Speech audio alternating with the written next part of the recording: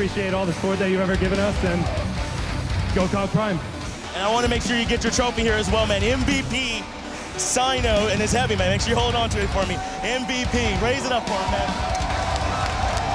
It's just so incredible. I'm so happy. And, I've always wanted to tell my parents that I finally won this tournament. So, Mom, Dad, I finally won Worlds. Feels like I'm in a dream. I haven't woken up yet. Hopefully, this dream never stops.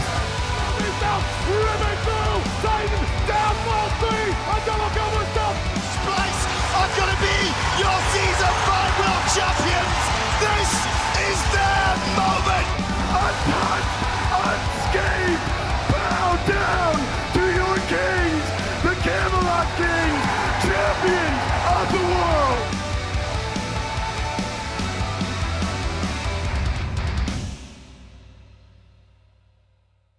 Happy Sunday, SMITE fans, and welcome to another day of the SMITE Pro League here in our phase and our road to Masters. It is day number 3 of our second week of play, and we have 3 fantastic sets of SMITE ready for you guys to go, all starting out with our very first one, Eldritch Hounds and the Gilded Gladiators. But if you're unfamiliar with how our phase pans out, because it's something that we haven't really done before, so let's take a talk quickly about maybe our divisions and whatnot that we'll have going through so you guys can see kind of how everything breaks down. 2 different divisions, Order and Chaos. You'll play all of the teams inside of your division twice throughout the phase, and you'll play everybody in your opposite division once throughout throw. That'll give you a total of 10 matches to be played, with a lot of weight being held on to those Chaos matches if you're in the Order, or vice versa for the Order side, or for the Chaos side if you're in the Order. Make sure that you can get your big wins out there, because you only get one opportunity to play outside of division, as I said, twice within your own one. That leads us into our schedule and our standings for the week up until this point so far. We are on Sunday, which means we're on day 3, and if you're just now tuning in, you've missed some pretty good matchups so far this weekend. Oni Warriors, Six Ferrymen, the 2-1 earlier on was a great one to watch. Even our Saturday startup match, the Jade Dragons and Highland Ravens, a great set if you want to go back. But also make sure you tune into all the sets that have happened through, and make sure that you're sticking around today, because we got 3 great ones for you. Eldritch Hounds, Gilded Gladiators to start things off. Oni Warriors and Jade Dragons will be our second match of the day, and then we'll be closing out week number 2 with the Six Ferrymen and the Highland Ravens. Leading that now, we can take a look at those 2 divisions. Now you got to see who's in the division, who's on what teams. Now you got to see how they stand. After these first 2 weeks of play, Camelot Kings remain undefeated at 4-0. Same so far for the Oni Warriors. Still 1 match to be played to see if they can hold on to a 4-0 record themselves as they sit at the top. And the 2 teams that are going to be starting things out today, the Eldritch Hounds and the Gilded Gladiators, both teams have been unable to find set wins so far up against their, whether it be in or out of their division. Now for their one and only time playing up against each other, one of these teams will no longer be holding that complete defeated record and will be able to notch their first win in their column. So it should be an exciting first match to watch to see which of these 2 teams at the bottom are going to be able to find that first win. But again, make sure that you're tuning in throughout the entirety. So we got some great matches again. Highland Ravens, who just lost their undefeated record, now going to be battling to see if they can at least keep up their momentum at the top. I'm J-Mac. I got Gormizer joining me on the desk. We get ready to jump into that first game of the day. I have a question for you. Hit me with it, Gore. When you say road to Masters, what kind of road are you imagining? Is it like a 2-lane? Is it a 4-lane highway? Is it like one of the monstrosities we have in I Atlanta? think it's the Autobahn. It is just you just do what you want to do. Just go. You just go. You just Gotcha. get out there and you just go. There's a little bit of order to it because everybody's trying to go fast, but same time, like, there's always those people who are trying to cause speed bumps.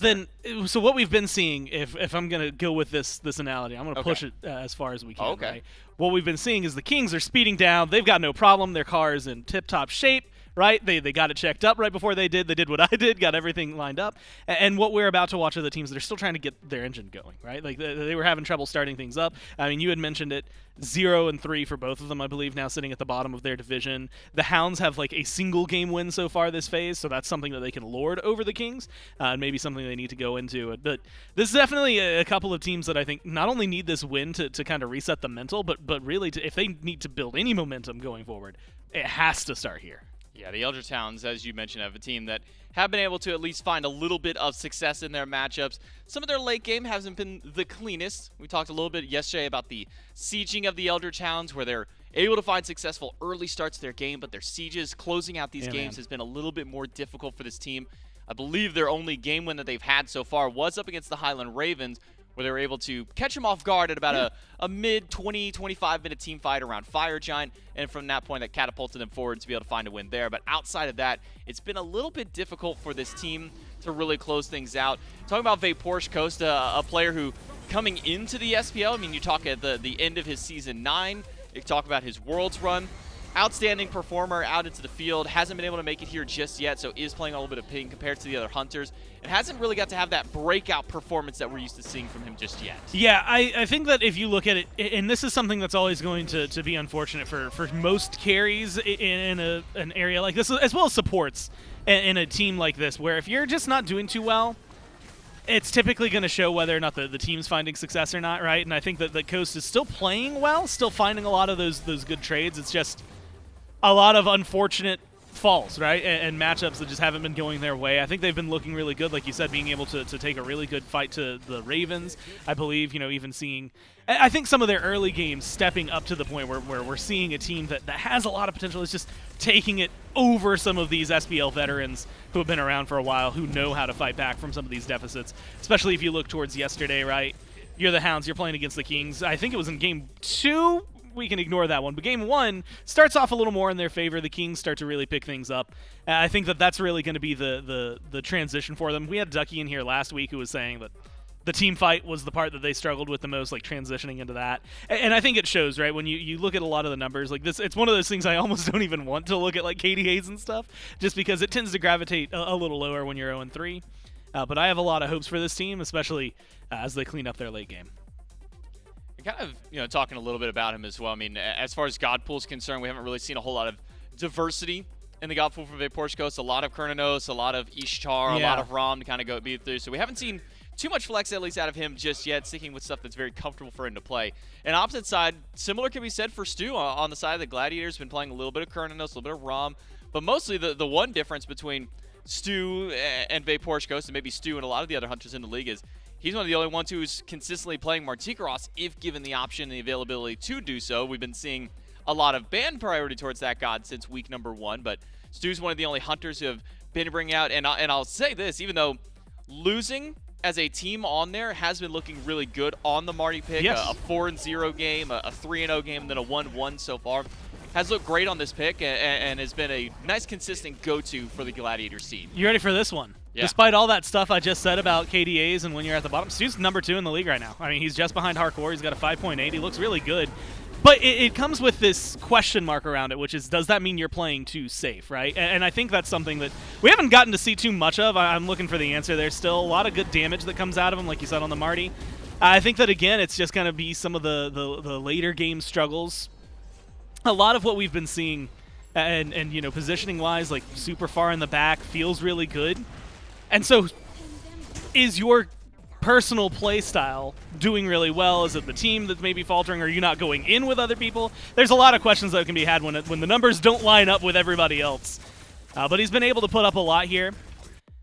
And of course, he's been a really fantastic player over the last couple of years in the league, so it's really fun to watch him. And I do think that watching these two, there's a lot of really, I think, high contention points in this matchup, and I think the carries, when we get to, let's just call it 20 minutes, right, when we start seeing some real big team fights, I think that's when we're going to see a lot. I also wouldn't be surprised if Coast is out for blood immediately. It is immediately trying to go in there, get a 1v1, try to get things rolling. So I do think that over in that left lane, maybe there's no sparks that are going to fly. Maybe one of them tries to step up and ego the other one and either wins it or loses it, but that will set the tone, I think, for a lot of the late game. It's been two very scrappy teams in their sets so far, and something we haven't really gotten an opportunity to do so much has been talk to these teams. We're going to get a chance to talk to both of them directly, as we got a couple members of each of these teams standing by with the day for a pregame interview. There's a little Valkyrie's history between these two. I got Kyrmi and BennyQ. And Benny, I was talking to Kyrmi a moment ago, and he explicitly told me he's going to camp your lane, not because he thinks it's a winning strategy, it's because you're the one who's in that lane. Any reply, any rebuttal? He wants it more. Is that true, Kyrmi? You just want it more? Yeah, I think whoever wins the set is considered the better Valkyrie, because, after play-ins, we are the two best Valkyries, so. That is a great point. I beat him at play-ins, though. I mean, that's not very fair, right? Wait, how is that not fair? Well, I owned, right? And then my team threw. Debatable. I mean, you guys, I don't know, dude. We'll see. We'll see today. We'll see today. Fellas, please. Kyrmi, I joke. Is camping BennyQ a viable option? Is that the win condition for this Eldritch Hounds team? You got to put all your pressure there in mid? Of course, I have to show the Hounds that this guy doesn't ward, right? So it's really easy to just camp and gank him. So I'm excited for that. Benny, do you think your ward game could use some, or your ward, game could use some work? I'm gonna buy less wards to win and prove I don't need them. Gotcha. I'm just a double down king, you know. It's like whatever. You know, the God pools between the two of you, they've been adapting and changing here in Season 10. You had a whole year of data on BennyQ. Do you feel like you're any closer to figuring out what gods he really wants to play? Yeah, Atlas, right? It's just Atlas. Is it only Atlas, Benny? No. Give me one other god that you want to play. It could be any god in the game. Any god. AMC. It could be AMC. Oh, that's the same question. You want to be Dardes so bad is what he said. Benny, you got to play with Kyrmi a lot. Are you any closer to figuring out his god pool? I think it's like Serqet, big gap, then doesn't matter. Understood. The battle for best Valkyrie about to kick off. Thanks, Benny. Thanks, Kyrmi. We'll go back to the desk. I think that's the thread that we'll run with. Who is the better Valkyrie player? Because in Season 8, they were playing together, at least on the Winter Dog Squad when they were to come together. And then Season 9, they played together the entire year as the Valhalla Valkyries. And now, outside of obviously the SPL qualifiers, where Kyrmi did lose to BennyQ's team initially in the qualification, still ended up making through. So now we're gonna see. And he threw his team under the bus instantly. Did you hear that? Yeah, Immediately he was like, "No, I did great. It was my team." He's like, "I own. The rest of my team didn't do so hot." But now, for the first time in official SPL play, now in the actual season, we get to see which of these two former Valkyries members, now Hounds and Gilded Gladiator, which of these two is the better one to come out on top. So we'll get to have a little bit of fun in there. Whether we see the actual camping of BennyQ through there, we get to see what Benny and Kyrmi's god flicks was. It was Atlas and Serqet were the two that they talked about in the interview. So I'm excited to see what comes with these two teams. Here's the thing that stands out to me the most from that interview, and I have to compliment Kyrmi because I like it when the players are speaking just facts. And you hear him say, like, oh, well, this guy never wards. BennyQ is legitimately the least amount of wards placed over the last 2 weeks. He's at 43. Oathhh is right there. So it's 2 Hounds players. Oathhh has 44. So there's not a whole lot of warding going on from the jungle and the mid. Maybe that is actually going to be a factor today. And so now I'm even more interested. That it's going to be the weirdest thing. I'm really interested in all of the wards that cover mid camps and like in that little 4 box where we typically see them. I think those are going to be some of the most important wards that we might be able to see this game. So that's what you said, 43 wards. Yep. That's over. I believe it's over 7 games. So that's 6 wards a game on average, which means if I'm going by what our website also shows, that means Kyrmi has an average of 8 more wards than BennyQ per game at least what it shows on ours, 14 on average per game. Yeah, Kyrmi's He's got a lot of vision. And Kyrmi's going to be putting sentry wards to make sure that there's no vision for BennyQ around mid. We'll get to see how the battle of the 2 bottom seeds goes through, who's going to be the better Valkyrie, or maybe whose team is going to help the other one in being the better Valkyrie as we jump into Game 1 with the Eldritch Hounds and the Gilded Gladiators, our first set on this lovely Sunday of Week 2 of the SMITE Pro League. We've been seeing a lot of ban priority, at least towards this one pick right here, and I would not have been surprised if the Hounds would make that one go away. Martikros has been a pivotal pick for Stuart over in that duel, and we've been seeing a little bit more flexibility towards mid as of this week of the SPL, but when it comes to the Gilded Gladiators, this Marty has been a crucial pick for siege defenses and for just getting some decent lane pressure for Stu and the Glads. I'll be honest, and I'd have to go back and double check. I feel like I've preferred him in mid more than I've seen or preferred really good from carry. Because I think like the losses have come from carry. The wins are usually coming from mid. There's definitely a couple exceptions in there. The thing I'm really looking at here, actually speaking of mid, is the mid laners. I'm going to go over KDAs for you. And again, sometimes I hate doing this when it's the bottom seeds because, of course, you're 0-3 right in the standings. Tied at 0.6. Scary D, Inbound, Quig, those 3 make sense, right? Frontliners, if your team's not doing well, you're not going to do well. Snoopy is in that conversation as well. He is tied for them at 0.6. And when you start to get to like the decimals after, like the hundredths, the thousandth place, that's where the separation truly is. But at that point, you're really starting to split some hairs.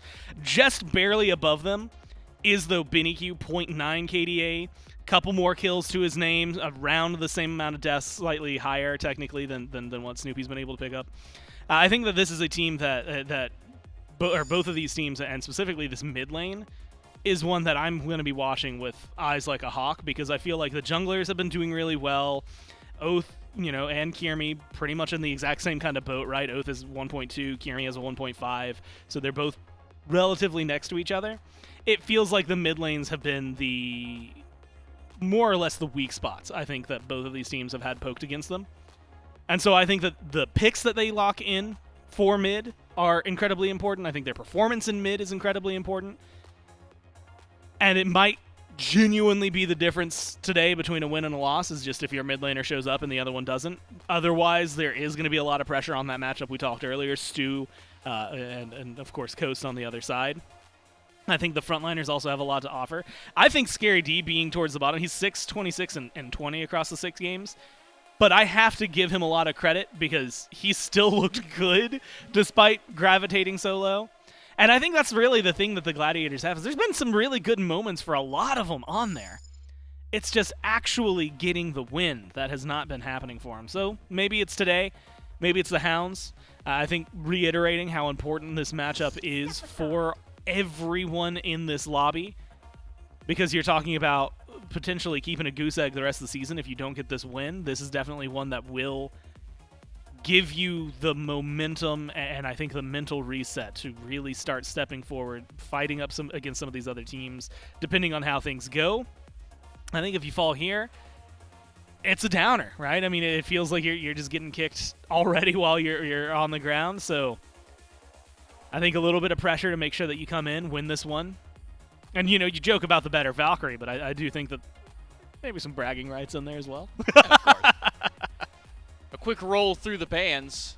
Martikaros, Hercules, and Horus banned away by the Eldritch Hounds. Gladiators, they'll take away Vamana, Hel, and Thor, so a little bit of respect over towards Ducky on that Thor selection that he loves going back to so many times. And the Eldritch Hounds, BennyQ taking away what he considered Kyrmi's best pick, as the Eldritch Hounds grabbed Serqet for the jungle.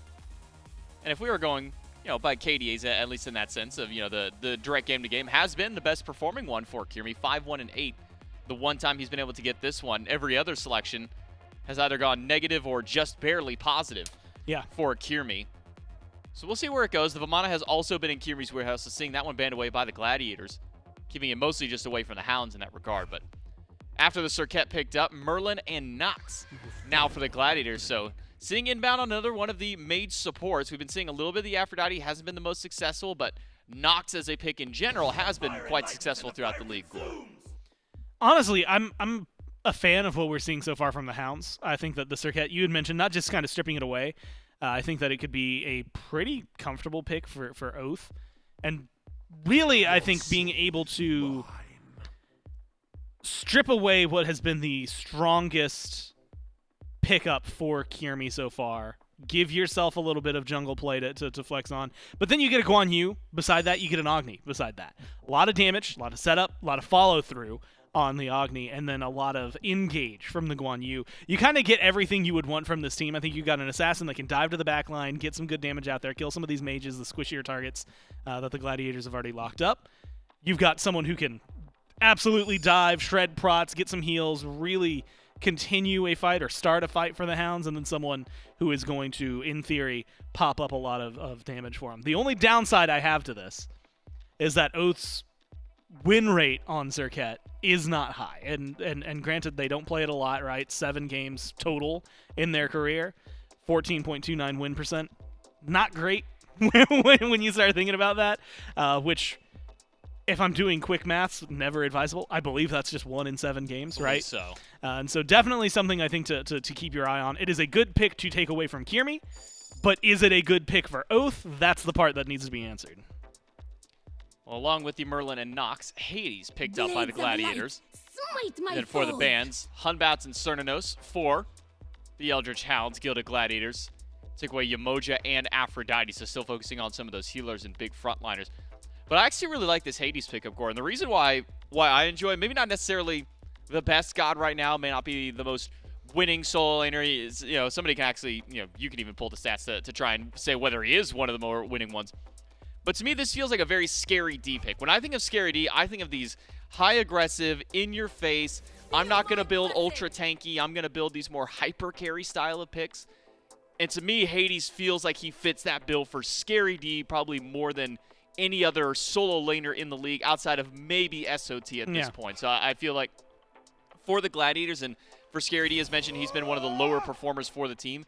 This feels like a pick that works so well for him personally that I don't mind it for the Gladiators. This is very weird, very niche to follow up on what you just said, but because Hades has only been picked, I think now this is the 4th game this phase. 2-1, right? 67% win rate. When it's that low, it looks really good, but you never know. Both his wins have been on the Chaos side, though, and that's the follow-up I have, is that if you are looking at it, he's got a 100% win rate. If he's on the right side of the screen and picks and bans, he's on the right side of the screen and picks and bans. Does that mean that Scary instantly wins this one? I don't know. I've still been a little iffy on him. I don't mind it. I agree with you. It matches Scary's playstyle really well, but it has been a lot squishier, I think, the last couple of weeks. And so watching Scary and specifically have to take that into account, you're on a team that has no Guardians, no Warriors. You're still going to be able to pick up some tanky nature just because of what we've seen, like the Noxes do, what we've seen Hades do. But having the Guan Yu and the Terra on the other side does feel great for the Hounds. And I think the Gladiators are going to have to make some nasty plays just to make up for that deficit. Now, then we got a full look at the drafts. Ishtar Susano for the Gladiators, and a Terra Ram to round out the bottom 2 for the Eldritch Hounds. Gormizer kind of looking at these two teams holistically, kind of getting a feel for what these compositions have for each other. What is kind of the identity that each of these two teams are trying to go with these comps? I'm going to tell you, the Hounds just have a very standard composition, right? We talked about Oathhh not playing a lot of Serqet, so that's definitely still got a lot of questions for me. But Guan Yu, your Terra, very standard engage for the most part, right? You're going to get on your horse, you're going to run in there, you're going to look for a stun. That's 9 times out of 10 your late game engage. Maybe it's going to be some follow-up. They also have a lot, I think, that works really well for them, right? Terra stun, Terra roots, that can really help things out. Even though the healing was nerfed, the prots that you get now from that monolith are really, really nice for the Terra. Agni does way more damage than you expect in the late game, and honestly in the early game as well, so I do think that that's going to be a good pick for Benny. And then we saw highlights from Coast on this Ram. I think it's just one that's a very comfort pick. Once you get rid of the Kern, once you get rid of Marty and the Ishtar, all of a sudden it's like, okay, well, if there's Ram, there's Heimdall. Those are the two that Coast can go to and that he's going to go to. And so it does feel just very standard, very normalized, but still somewhat specialized to the Hound's skills and strengths. The Gladiators are playing not just a Gladiators form of Smite, but one we've been seeing a little more often, that we've seen sporadically throughout the last few years. Depending on the meta, there's definitely been, I think, more heavy presence on like mages in support, mages in solo. I'd still, like I'd mentioned earlier, Hades I think is a little squishier. Nox early game a little squishier. Luckily, Ram isn't so much pressure that you're like insta first blooded, but I do think that that's going to be something they worry about is the duo lane. The Susano, to me, is the carry this team into the mid game, and then you pass that torch over towards the Ishtar, let her pick up some of the damage as well, and hope for the best. Both of these teams looking for their first win of the phase, but it's all going to start in game number 1. And to do that, we're going to throw it over to our casters, Dave and Charlie, to take it over. The Eldritch Hounds and the Gilded Gladiators, two teams yet to notch their first win in Season 10 of the SMITE Pro League. And Charlie, one of these two teams will leave this best of 3 with that first win. I imagine it's been a frustrating start to the year for both of these squads. I think both teams have had moments where looks like the puzzle's about to come together, and yet has not just yet for either the Hounds or the Glads. You think they're missing a piece of the puzzle, or they That's don't a know great how to build question. it? Either the picture not assorted properly, or is there a puzzle piece missing? I would argue they're both missing well, maybe multiple pieces. It really depends. If the games are close, I would say most would agree the Hounds are closer to finishing the puzzle than the Gilded Gladiators on paper. We'll have to see exactly what the Gilded Gladiators are able to do up against the Hounds. We haven't seen them play in quite some time since that actual qualifier tournament where the Hounds did get the better end of the trade. Kyrmi claims that it was his team that threw. And if that's the case, then Kyrmi's going to have to carry them even harder this time around. I mean, he's got to put his money where his mouth is. If you're going to claim your team drop the ball, you got to make sure you're popping off. He's on a good guy to do so. The Susano could get active early. The only issue is that Oathhh is on this Serqet that has been extremely dominant in the jungle as of recent. Early pressure, has the blink, can get active essentially at level 2. And I think Oathhh will do just that. I wouldn't be surprised if we're seeing a beads go down. Yep. Pretty much right when this wave meets. The good news is Kyrmi actually started beads, so he's respecting that amount of lockdown. But if not, you know, you could essentially be looking at first blood. That's just how much damage Serqet can bring. We were simply too far into this game, and the pace had picked up too much, and the players needed a breather. So we'll take a pause, catch our breath a bit. And you know, Charlie, I think there's conversations to be had around the mid lane here in this matchup, because not only did we interview BennyQ before the set kicked off, and Benny's been playing some interesting stuff, has played some Atlas mid, and it does good damage, hasn't won just yet. But then I look over on the other side, and I know the desk has talked about it a little bit.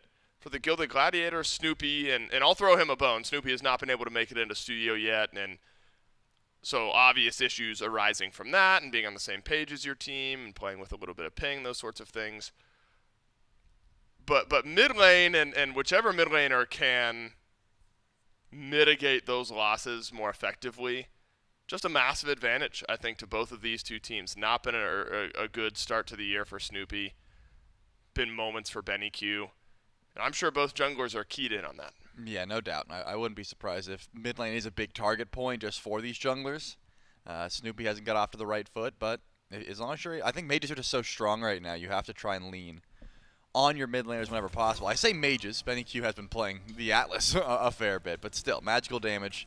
I think the itemization for these magical carries, it's just at a good spot. So trying to play through Snoopy and BennyQ could be a good idea here for both of these squads, depending on if these junglers can get off to a great start. And I do lean more towards the Eldritch Hounds in that regard, just because Oathhh is on this Serqet. He's got the blink available, whereas Kyrmi's probably waiting until level 5, if he can help it, before he starts to get active. Coast and Stuart. This will be a fun battle throughout this set. Stuart, who's you know, really put things together for himself, especially at the last SMITE World Championship. Had a really great run there. Fell short during SPL qualifiers, but found his way on to this Gilded Gladiators team. Very deserving player. VaporishCoast, you can have a very similar conversation around skill level. Haven't seen the big sudden carry moments from Coast just yet, but this is the type of set where maybe something like that could happen. And I think if we're having conversations around the mid lane, got to talk about both supports as well. It's been very quiet from Quig, and that can be good or bad depending on how you want to look at it. I don't think Quig has cost his team any games. I don't think he's won his team any games. On the flip side, it feels like Inbowned has had moments where playing aggressive, and he's really creating pressure, and things have looked great. However, we have seen the Inbound games where things don't look the best. Kyrmi. Kyrmi is here, over in duo, and Inbound has maybe set up an early kill. Definitely beads off of Coast in the last bit of damage. Won't make it in, and Kyrmi's actually in trouble. Quig wants first blood, but instead he's rooted in place. And Inbound will follow him forward. Horrific Emblem traded out on either side. And my goodness, everyone somehow lives. The scrapping that we're seeing already in this lane. Beats down for VaporishCoast, and both Horrific Emblems were metered, relatively so. So we're going to lose those cooldowns for the time being. But no blood was spilled. And I think that's great eyes, number one, from Kyrmi to come over and recognize that the duo lane of the Eldritch Hounds were a little bit far forward. Coast saves his dash until he sees Kyrmi to immune that pull back in. And unfortunately, just did not have enough damage there with those auto attack cancels. So we're not going to see that any kills come through from the duo lane. But I think Coast is going to recognize pretty early on that Susano can put pressure over in his lane and probably ward up, stay about the halfway point. As much as you want to get aggressive, he's such an aggressive player. You know, he's going to look for those 1v1s. He's going to try and fight Stuart whenever possible. You can't be pushing that far up without knowing exactly where the enemy jungler is. Like the early pressure, though, from Kyrmi. It's what you need from this Gladiators team, and it's what they've gotten so far. Kyrmi has been the win condition for this Gladiators team. Feels like in the matches we've seen them play, it's been really difficult KDAs across the map, and then Kyrmi, a beacon of light. I think I remember a 4-0 game that couldn't get converted. Kyrmi again. He's here, but VaporishCoast will read it well, rolls away, and that's smart from Kyrmi. The beads were off of Coast, and the beads were the only saving grace for Coast last time. So why not rotate back over? This time have ultimate as well. Could have been something to assist in the setup. The pregame interview joked a bit about how BennyQ doesn't ward much, and then Gore actually shows the data of how little BennyQ has been warding. Yep. But maybe not the easiest to gank out an Agni that's already at the point where you can easy clear these waves. Gonna have to take, or it's gonna require rather, an overextension for Benny. I feel like we might see a solo kill in mid eventually. These are the type of players that want to step up. At the moment, BennyQ getting the better end of the farm and the trades in mid lane. But maybe when Snoopy gets some more itemization online, is able to match that Spear of Deso. We'll see some more poke flying. Just the Merlin and the Agni, 2 picks that really do like to spam their abilities and try and get damage. Scary D goes into the ultimate, trying to see what he can find, but it looks like Kyrmi did not like that trade with Oathhh in the jungle, and is going to have to use that ultimate just for safety. Inbound so low, my goodness. Oh, he hit those. Coast hits it. I was wondering if he had ult. He sure did. He was just already up in the sky.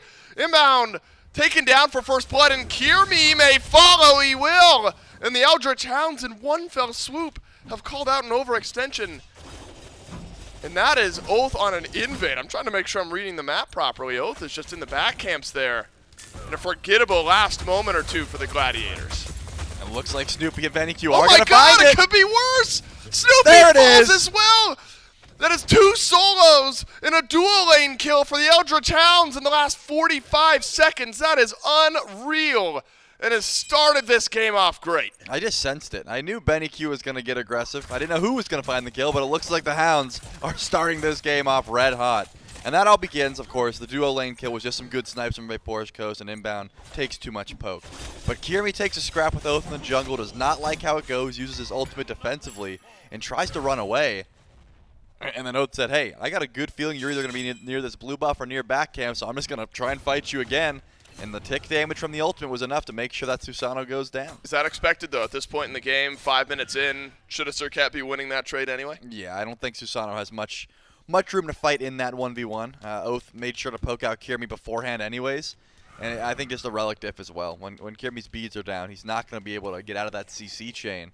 Serqet is just so dominant, level 9 and below. Yep. And if you're able to get ahead and get some of that crit online, it just gets worse, you know, in that 1v1 matchup. Kyrmi's going to want to stay away from Oathhh whenever possible. Yeah, but Oathhh, and you talk about players who have had their moments. Oathhh has been there. I mean, think about some of the early SPL matches we've seen, and I believe it was the Hounds that actually took the Ravens to 3 games, and Oathhh had a really good Thanatos performance.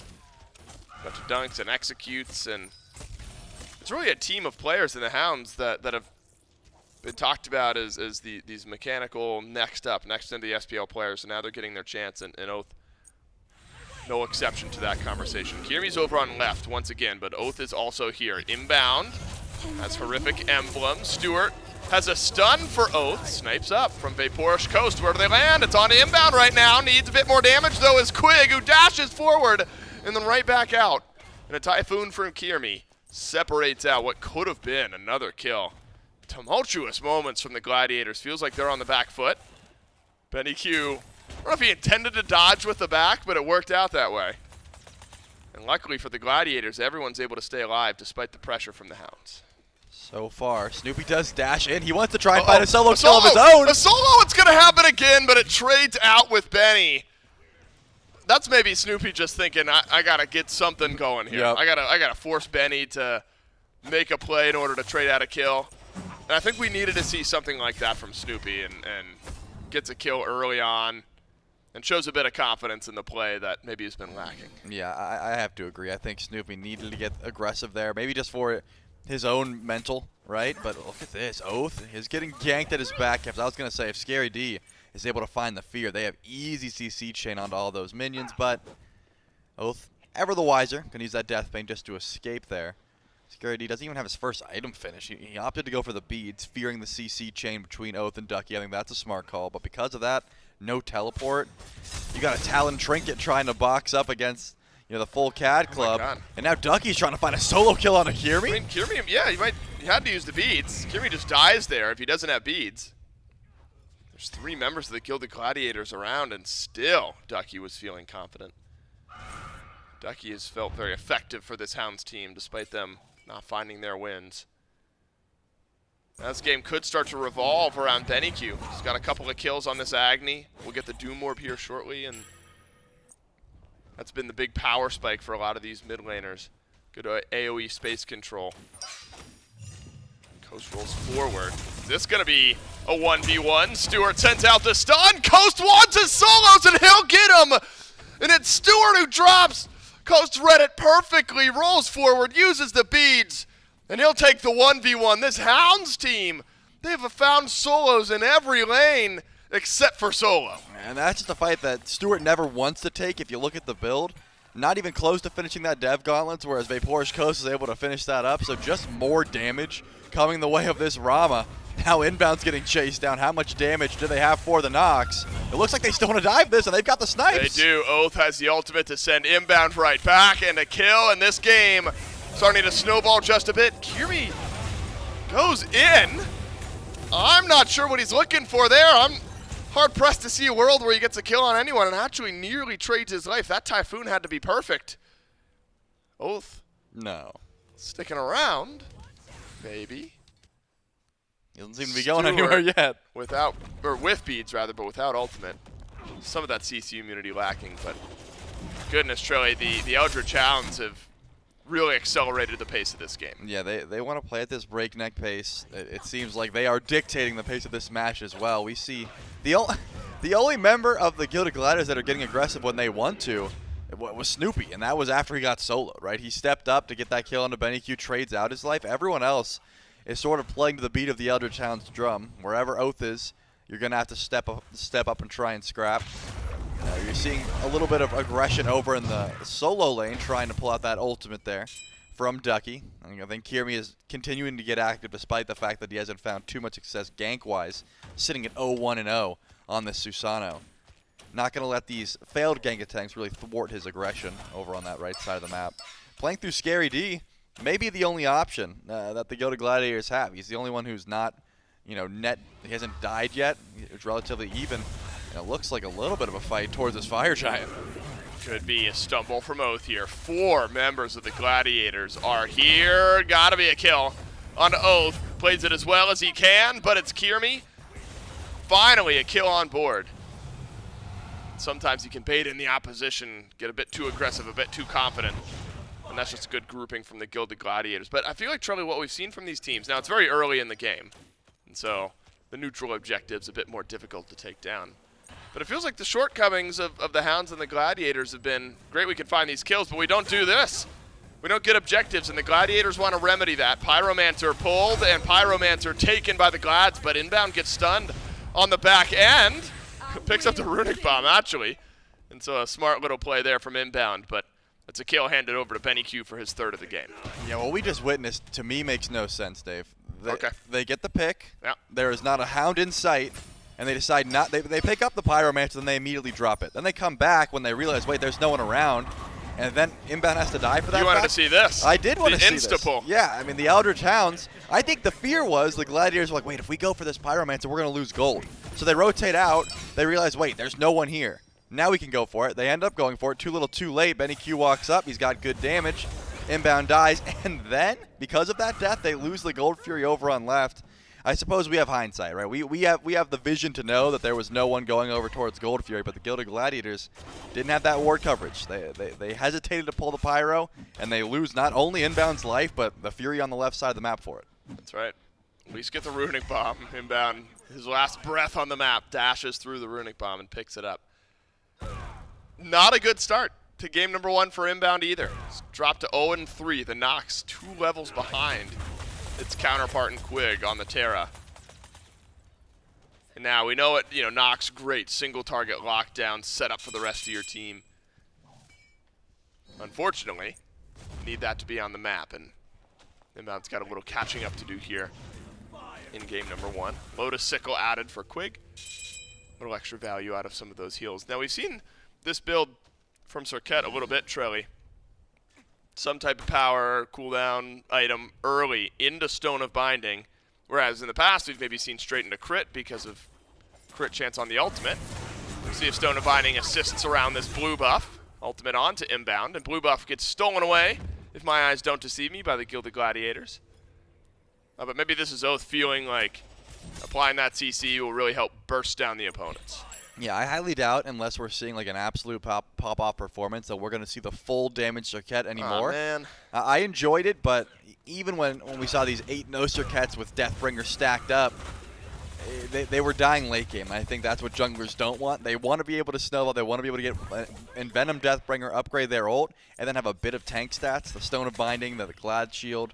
We've seen just like 1 tank item. Yeah. And that's the kind of build I expect to see moving forward.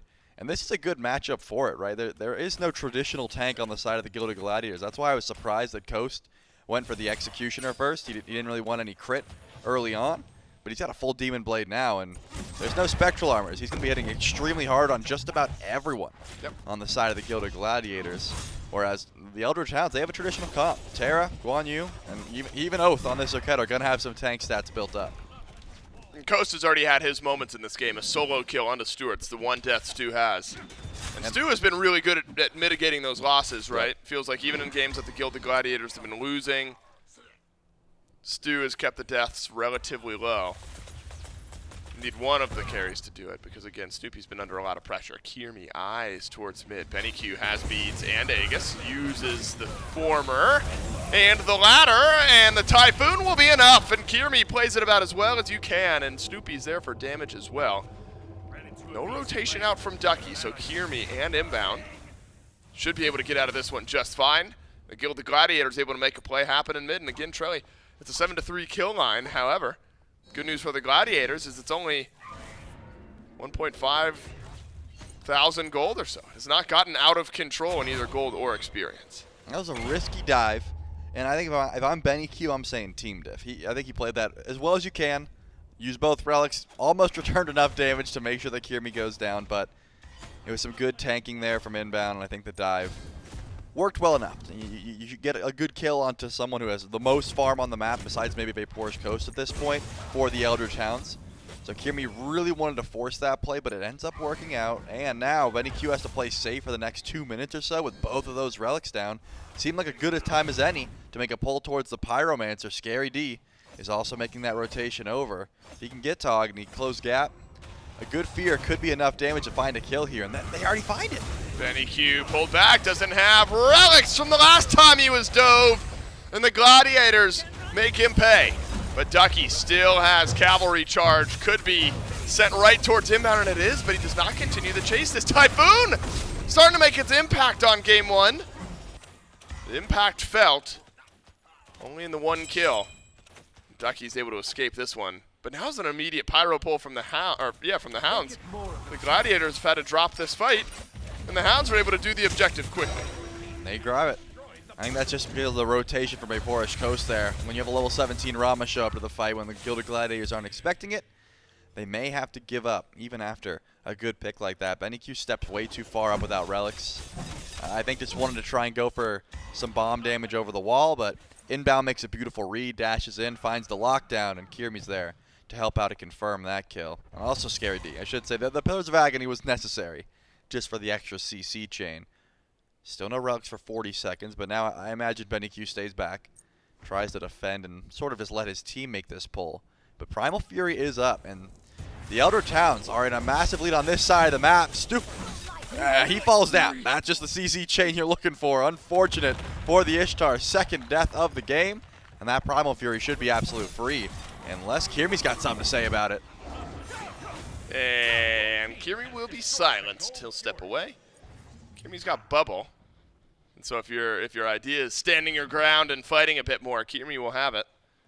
Transcendence Hydra's a nice 1-2 punch of damage so far. It's been unfortunate laning phase for Stu. Now it drops to 0-2. And this Hounds team playing with a big lead around their mid, though experience is even. BennyQ, Ratatouille, Doom Orb, Deso. Fantastic 3-item spike for Benny. But really, Coast. We've seen Coast already with a 3-0 kill lead this weekend. It has not worked out for them. Playing around their AD carry going to be important. And it looks like, Trelly, we're going to get a glimpse at this Hounds team and how they really want to carry a Fire Giant dance when they're in the lead. This Coast will rotate out of duo and make his way towards right. Bound's got to be careful, and really it's a TKO on the Gladiator support. Yeah, Bobby just took 3 Agni bombs, so BennyQ is going to not have the ultimate for a little bit.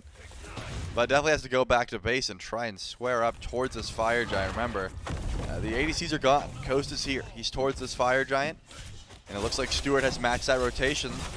But the Eldritch Hounds are not looking for a Fire Giant. They're looking for Scary D. Get the blink out. Tier 1 tower will be a decent consolation prize in the meantime. But they've got the damage already. I mean, that's a Deathbringer online for VaporishCoast. They could step up towards fire, but it looks like they want to push in for a Tier 2 tower.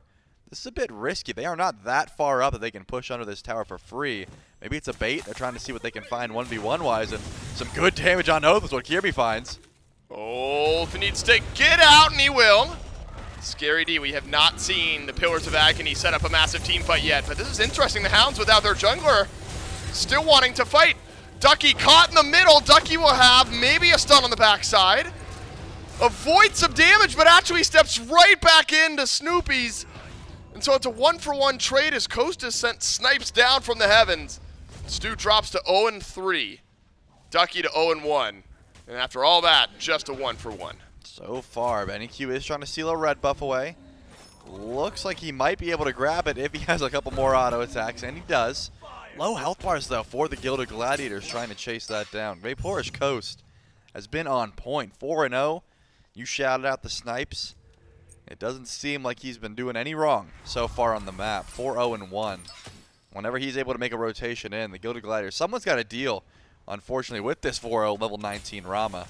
And Kyrmi used all of his damage trying to solo out Oathhh, gets extremely close. If he doesn't go Magi's in that 3rd slot, I mean, he doesn't have the CC immunity, so maybe he's in more danger in that 1v1. But a little bit more power in the build would have net a kill there.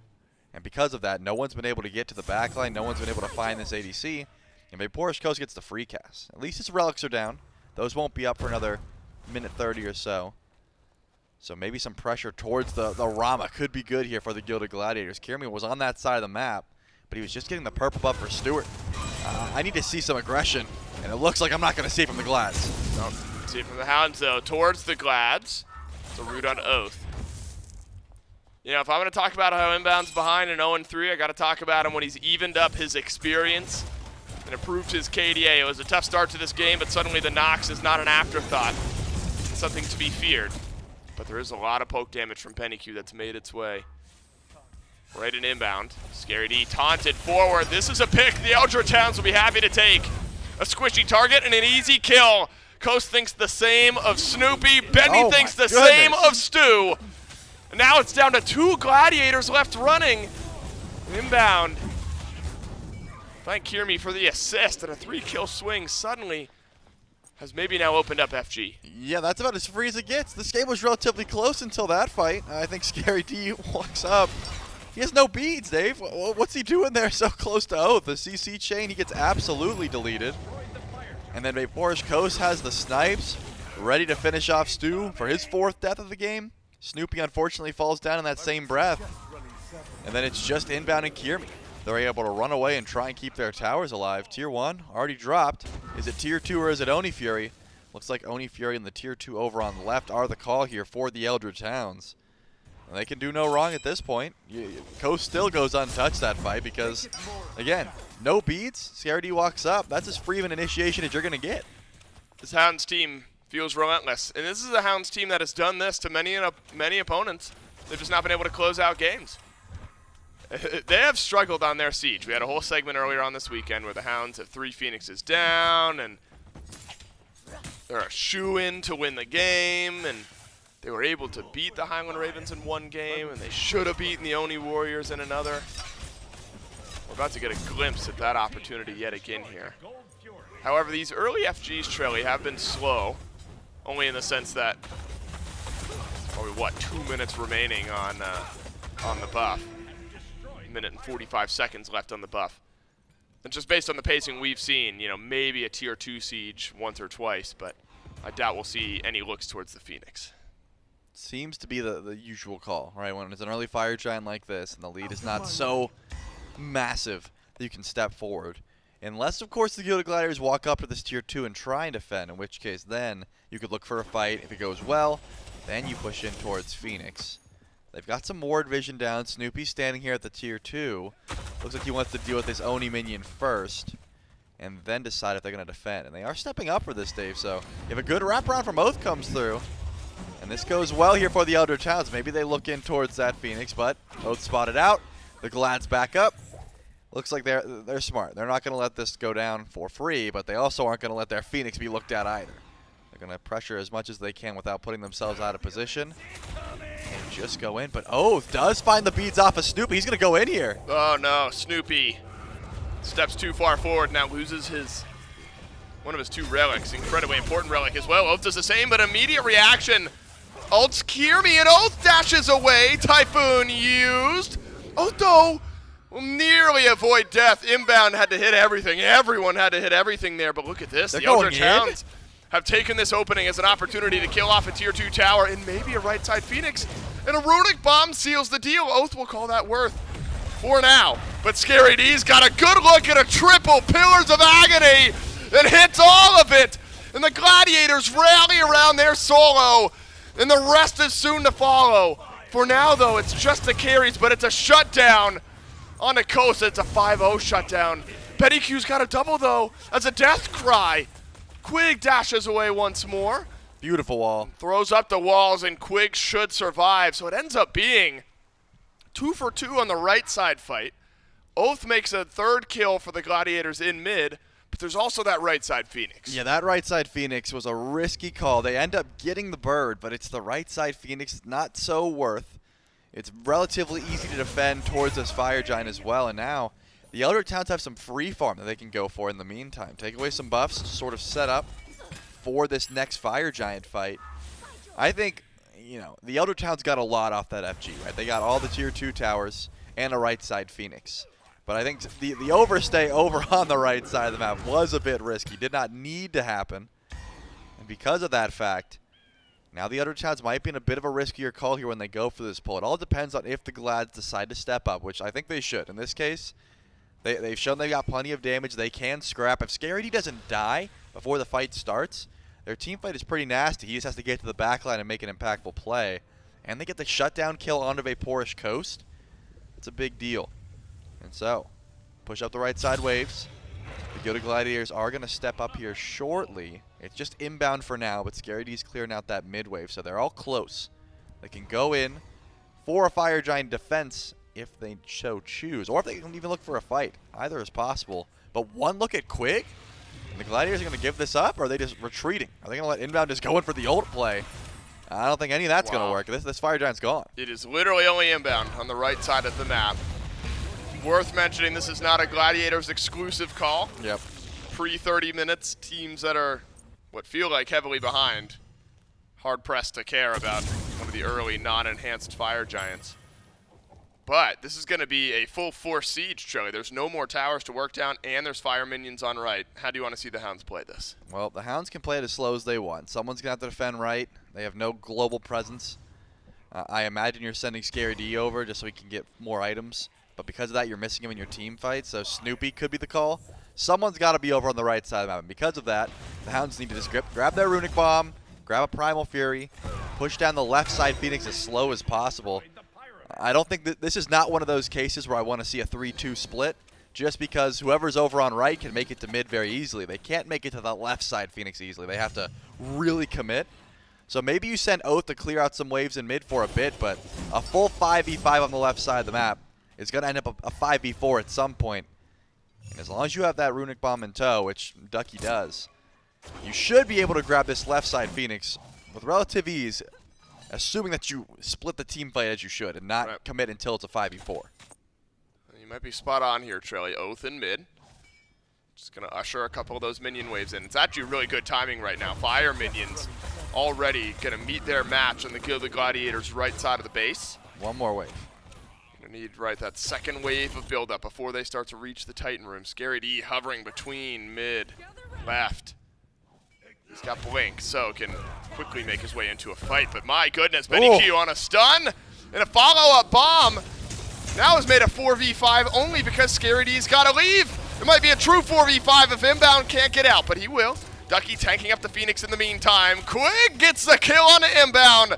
And a Runic Bomb still not used, not needed. Ducky's got it for elsewhere. Snoopy steps forward. What? And the back line is evaporated. And that's just got to do it here. The Hounds have commanded respect from minute 1 of game 1.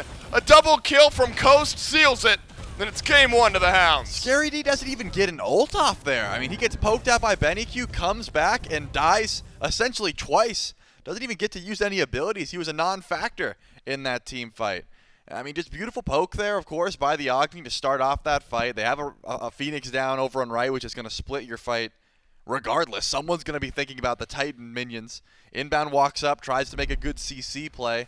Unfortunately, the carries are just too online. Coast is full build at this point in the game and just gets absolutely melted. The snipes come through, and Quig is able to return a kill. But the Eldritch Hounds, despite overstaying their welcome a bit over on the right side of the map, play a relatively clean game there towards the end. Honestly, it's wild to say, but the Gladiators feel a bit outclassed here in game 1. Think about it. In about 15 seconds of one another, we saw Oathhh get a solo onto Kyrmi, we saw Benny get a solo onto Snoopy, and then we saw Coast and Quig get a kill onto Inbound right over on the left side of the map. Yep. And then it happened a few more times. There were a bunch of individual kills that game, and then the Hounds able to calmly and comfortably convert that into a game 1 win. 1 game away now for the Eldritch Hounds from their first set win in Season 10 of the SMITE Pro League. We'll see if they get it right after this break.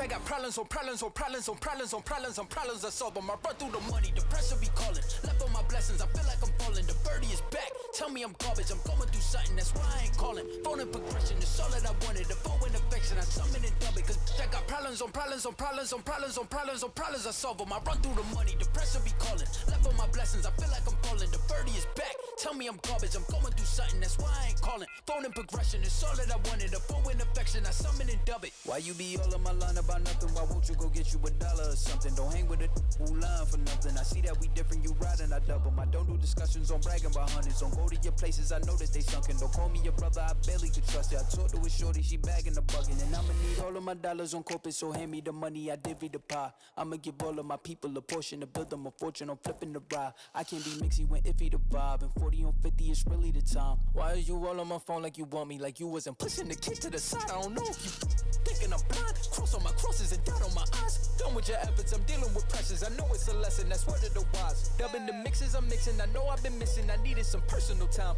All the pictures, dimensions, I don't what you digits. I mean it, I'm staying inside. Cause they got problems on problems on problems on problems on problems on problems I solve them. I run through the money, the pressure be calling. Left on my blessings, I feel like I'm falling. The birdie is back, tell me I'm garbage. I'm going through something, that's why I ain't calling. Phone and progression, it's all that I wanted. The phone and affection, I summon and dub it. Cause I got problems on problems on problems on problems on problems on problems I solve them. I run through the money, the pressure be calling. Left on my blessings, I feel like I'm falling. The birdie is back, tell me I'm garbage. I'm going through something, that's why I ain't calling. Phone and progression, it's all that I wanted. The phone and affection, I summon and dub it.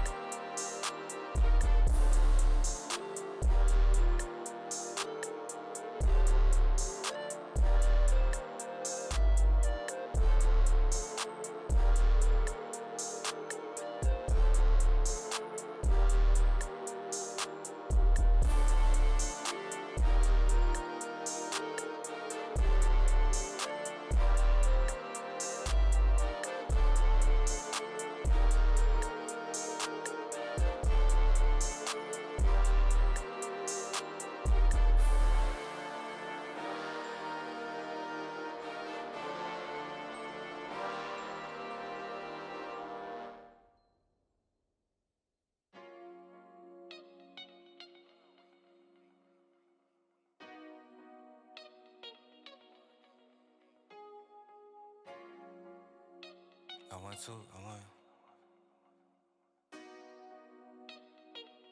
Look. I-35 with the top down, quick to tell a hater they should get like me. Seem like everybody wanna be the boss, but it costs and these lames ain't like me. Drop a couple bands on the crypto fans, no make go. I ain't gotta tell them what it is. Tell them I'm a grown man, so you'll never fool me with the cap you be selling to the kids. Shorty, we the lords of the land, we wavy. Bad little mama tryna have a baby. In a coupe seat color like gravy. Children of the sun, why these so shady? Boss talk with the wolf pack, I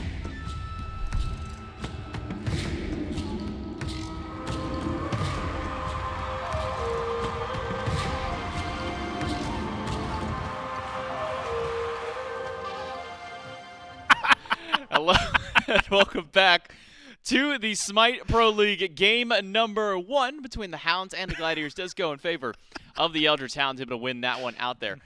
And while the new god may not be available for competitive play, if you want to get your hands to try the god, well, obviously you can jump into game and play, but you can also grab one of our beautiful eShell shakers brought to us by our friends over at Advanced GG. Not only is this thing heavyweight, like I've used plenty of shakers over my lifetime, and a lot of them have been the little plastic ones. You know, sometimes you feel like you drop them, they fall apart, they break. This thing's heavy duty. Yeah. I mean, this thing's got some durability to it. I was it's literally just good surprised in general. the first time I lifted one up. Yeah, it's so much heavier than I thought it was gonna the be. first time I look at it, I'm like, okay, cool. It looks kind of nice. And then I lift it up, and it feels like you're definitely holding on to a great quality product as well. Again, holds ice for a long time, something that not a lot of other shakers can really brag about, being able to hold ice there. So if you want something to keep your drinks cold and just have a good mixer for your drinks, then make sure you pick up our eShell Shaker limited time item over at advanced.gg. Use code SMITE to get yourself a 10% discount on that, and also pick up some of the great flavors that they have as well, whether you need something for energy, focus. Advanced GG has it all for you. So thanks so much for Advanced GG for joining us in Season 10 of SMITE and the SMITE Pro League. I'm J-Mac. I got Gore Miser joining me on the desk as we get ready to break down game number 1. And, man, a lot to break down through that one, Gore. Within a span of, I think it was 45 seconds, we go from a first blood to 3 kills immediately on the board for the Eldritch Hounds. A battle on 3 different fronts. One in the duo lane, over in solo lane and invade. A 1v1 between Benny and Snoopy and mid. All of this kind of springboarding the Eldritch Hounds into being able to establish a lead for themselves for game 1. And once they got that lead, it was kind of reminiscent of what we got to see back if you were watching during the qualifying, right? When you're trying to play in for the SBL, these two met up. The Hounds had the victory back then as well, and were able to find quite a lot of dubs during that tournament. This time around, they start off, like you said, to a very grand start. When you're getting a lot of solo kills and feeling this confident in things, with fantastic beads like that from Coast, tends to start to scale into your favor. They turn the kills into maps. Look, a lot of the stuff that we see them struggle with against some of the other SPL teams, they did really well here. And I think it kind of showcased why they were able to take a game off the Ravens, why this is a squad that in their early games, despite having some losses, have really been able to kind of hold things together, give a lot of trouble. So seeing them play like this, get aggressive, and kind of use their lead, utilize it, and turn it into wins on the map, I think that was a huge deal. A couple of stumbles along the way, right? It wasn't a perfect game by any means. But a win's a win's a win, and that's what matters for him right here. I think being able to finally get this one under wraps. You get a really good performance from BennyQ, who is exactly the one that I was questioning maybe the most coming into this. I think you really get to see kind of the merits that this team brought to it. Oathhh, we had mentioned it, not a lot of Serqet games across their career, but does incredibly well here. Coast is I think, alongside Benny, kind of the glorious one under the spotlight, I guess, is really the better way to highlight it. Just good KDA, good couple of solo kills, really good snipes along with Benny's damage. I think the two of them really combined. And then you have to give the shout out, I think, to the front line, right? Ducky and Quig. Just being able to do something that unfortunately, if you're playing a Nox, if you're playing a Hades and you fall this far behind, you're just not going to be able to do the same thing, right? Hades puts out 17,000 damage. He's only about 300 higher than Ducky. But then you go down to, like, the mitigated, and it was, like, 19,000 versus 60,000. And that's where you're really kind of seeing some of those differences. So, yes, you were able to apply the damage. Yes, you were maybe there for some of the team fights. But I think that what we really need to see is if you're going to flex, so let's say 1 or 2 of the front lines on the side of the Gladiators, the other one needs to be something maybe a little more standard. And it is unfortunate because I feel like we've also caught Bobby in a few instances where just like the games aren't going to look great, but half of that might be play on field, half of that might be the team around you is not able to get too much done, so you inherently then will look bad. But I do think some of the wins here could probably start with the front lines being a little tankier, being a little more controlling. If they have a standard draft in that and they fall that far behind, I think we maybe don't see a different result, but we at least see more fight back. Maybe a little bit more parity between the teams, even if one falls behind a little bit. So, couple less deaths as well, maybe. Also, just a little bit of fun kind of being had across the map, especially in the mid lane. Very high action in mid. BennyQ finding the solo kill at the start. Snoopy returning a kill immediately afterwards, then dying to the minions immediately after that point there. So a lot of battling in the mid lane between those two. I actually did not check at the end of the post-game stats to see how many wards BennyQ had placed during that game. Because remember, in the interview, he said, I'm now going to place less wards just to spite you. Because I don't think that I need it. Now, also, to be noted, Kyrmi really didn't sit over in that mid lane as often as we may have thought based off the performance that Benny has had. Instead, it's a lot more over to the duo lane. So he was 43 going into that game. Yes, 43. 52 now. So he placed 9 wards that game. So he placed more than his average. Yeah. He lied. And look. He placed more. But, hold on. He placed more wards than his average, and he won the game. Wards win wars. This is empirical value for those of you out there who always don't buy wards. If you want that you can do that. If you want to beat your former teammates in a game of Smite, the best way to do it is niche. just to put more wards. I'm staying high up. If you want to buy wards, your you're going to do better. Just get wards, because wards, they win. And so the Eldritch Hounds for game number 1. So now some adaptations for the Gilded Gladiators moving into game number 2, Gore. Talked a lot about maybe some changes up to the front line. I like what the back line had going for them. I like the play style that Kyrmi has gone for the Susano. It's been one that he's been going to multiple times, but I think you're right to highlight that once the Nox kind of falls behind, it is a mage. You don't have a traditional warrior or guardian to have that natural scaling in kit compared to the Nox or even the Hades, who are mages, at least by class definition, they are mages. While they may play more like frontliners, they don't have that same level of defensive capabilities or options that some of the more traditional guardians or warriors may have in their abilities. Yeah, I think that's something that I don't know. The team, it's the balancing point where you have a composition like that. Like Nox is really good as a support because you've got a silence, you've got a root, you've got really good CC, but you're also literally makes the other team do less damage if you can hit a majority of them. You pair that up with Kyrmi being able to maybe potentially hyper carry, right? I think there was a lot of pressure on the jungle to perform early game, and unfortunately, as we saw in the early game, a couple of solo kills that go awry for the Gladiators maybe make that a little harder for the jungler to step in and be the one to do it. There was also a lot of good disengage, I think, from the Hounds there that made it more difficult to chase people down. And then Hades, again, is someone that I've just been... I don't even know I don't even know if I'm on the fence about it anymore. I'm thinking I might just not like it anymore. I think like he's winning some and maybe he's doing well, but I feel like he's been really prioritized over some of the others and other warriors that maybe could just fit there maybe a little better. Granted, it feels kind of like that god pool has been the smallest, right? We've seen like Hercules, Vomana every now and then, although he's mostly been for the jungle, Horus sometimes. But outside of like the Guan, Hercules, it's been a little more of I think a shake-up in the solo lane and maybe a little, I don't want to say difficult to find like the guy you want to play, the warrior or whoever.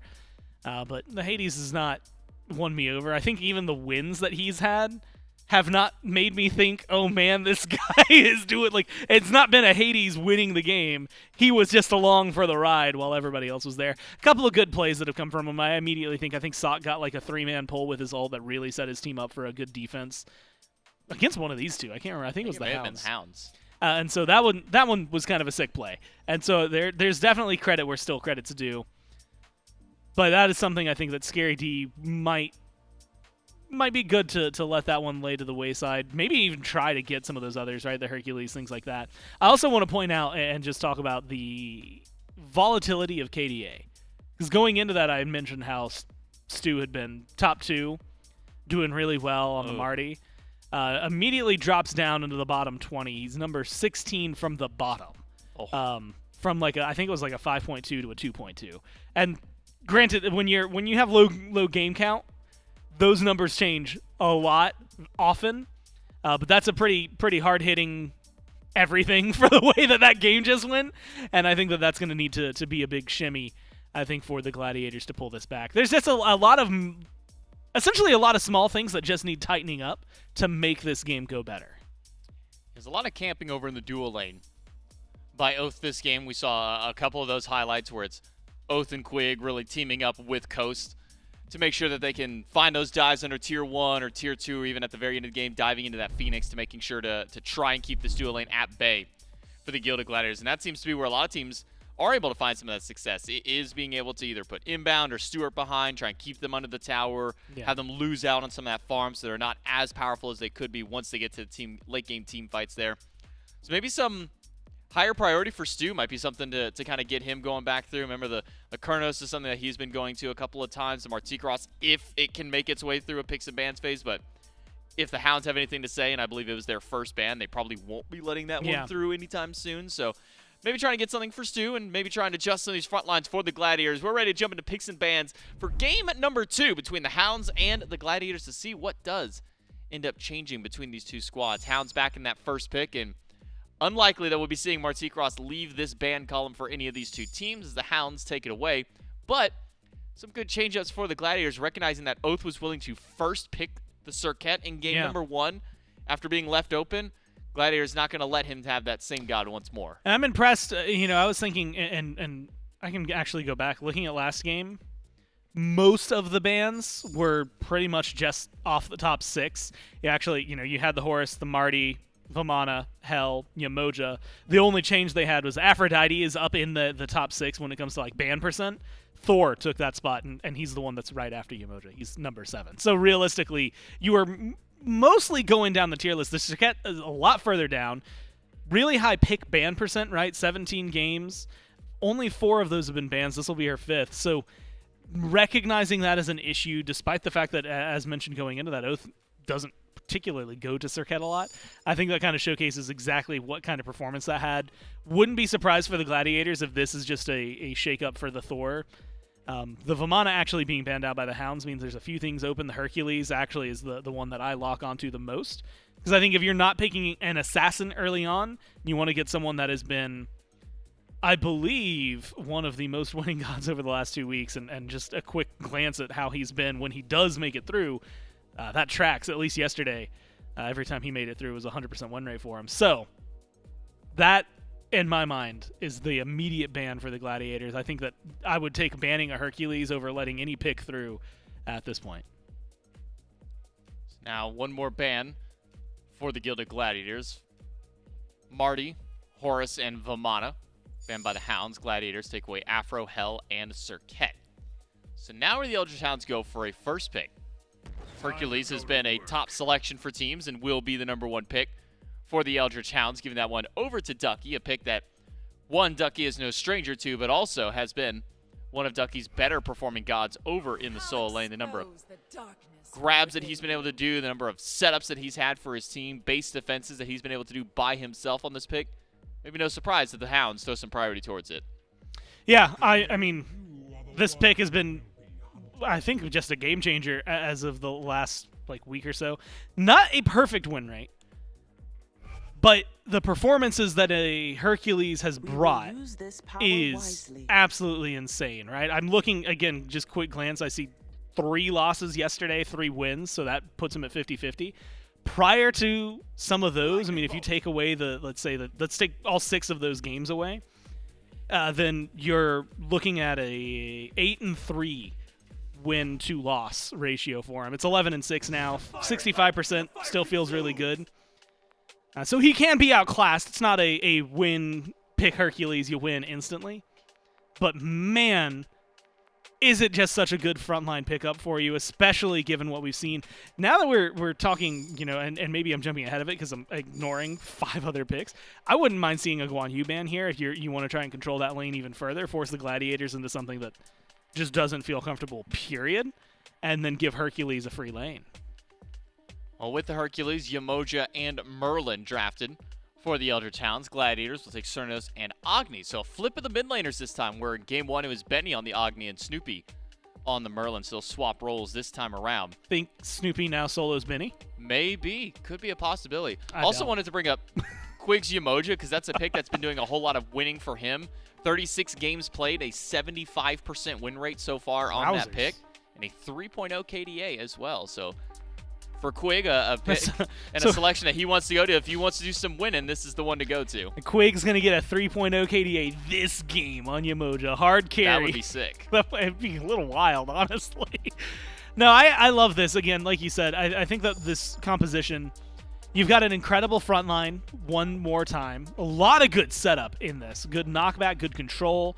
You've got 3 players on the other side that if the Yemoja walls come up, if your Phantom Shell either is non-existent or just isn't up, man, good luck. You're dead. It's just going to be a very easy pickup for him. Hercules as well, being able to kind of pull people around, bully them, stun them, I think provides a lot. And I do think, you mentioning the Merlin Agni swaps is actually a big deal, more than just, oh, can Snoopy now find the solo kill on the other side. I think that the Merlin brings a lot of burn and a lot of damage alongside it.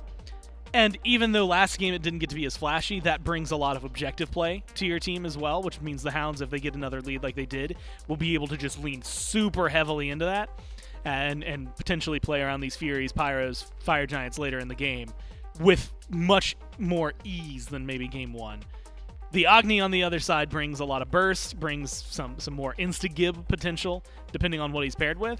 And so if Snoopy can play up to what we've seen out of Snoopy in the past, definitely not what we've seen out of Snoopy in the last couple of weeks, but maybe go back a little further. I think that this Agni pick could be a pretty big turnaround potential for him. Odin, maybe not the selection that I would have immediately thought in my mind for the Gilded Gladiators as we come out of the second wave of bans. A few Assassins, Thor, Dodgy, Hunbats, and then a Hades as well, taken by the Eldritch Hounds. But we've been seeing a decent bit of Odin. Hasn't necessarily looked the best, at least in my eyes as of yet, Gore, between qualifiers, kickoff. Haven't really seen him much yet during the actual phase of SPL play, but two gods at least in a Hercules Yemoja that are going to struggle with that cage and will force some adaptations in the second round of picks now for the Eldritch Hounds.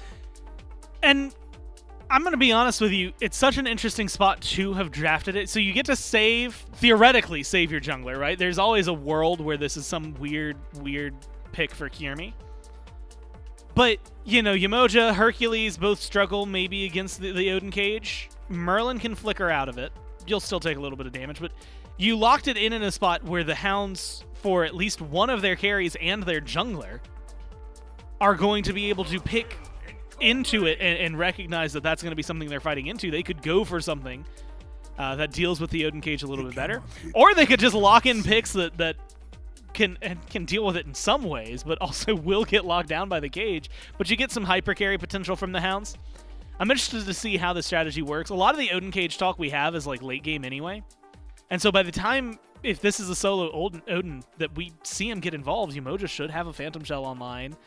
And admittedly, if you drop the cage and you're trying to get your teammates involved, they jump forward, then that should be one of the easiest Yemoja ults in the world, because you just get to bait them forward, lock them in yourself. And so while it's on a much faster cooldown than Yemoja's, I think that the Hounds might be able to take that unfavorable trade and turn it into something that's a gain for them.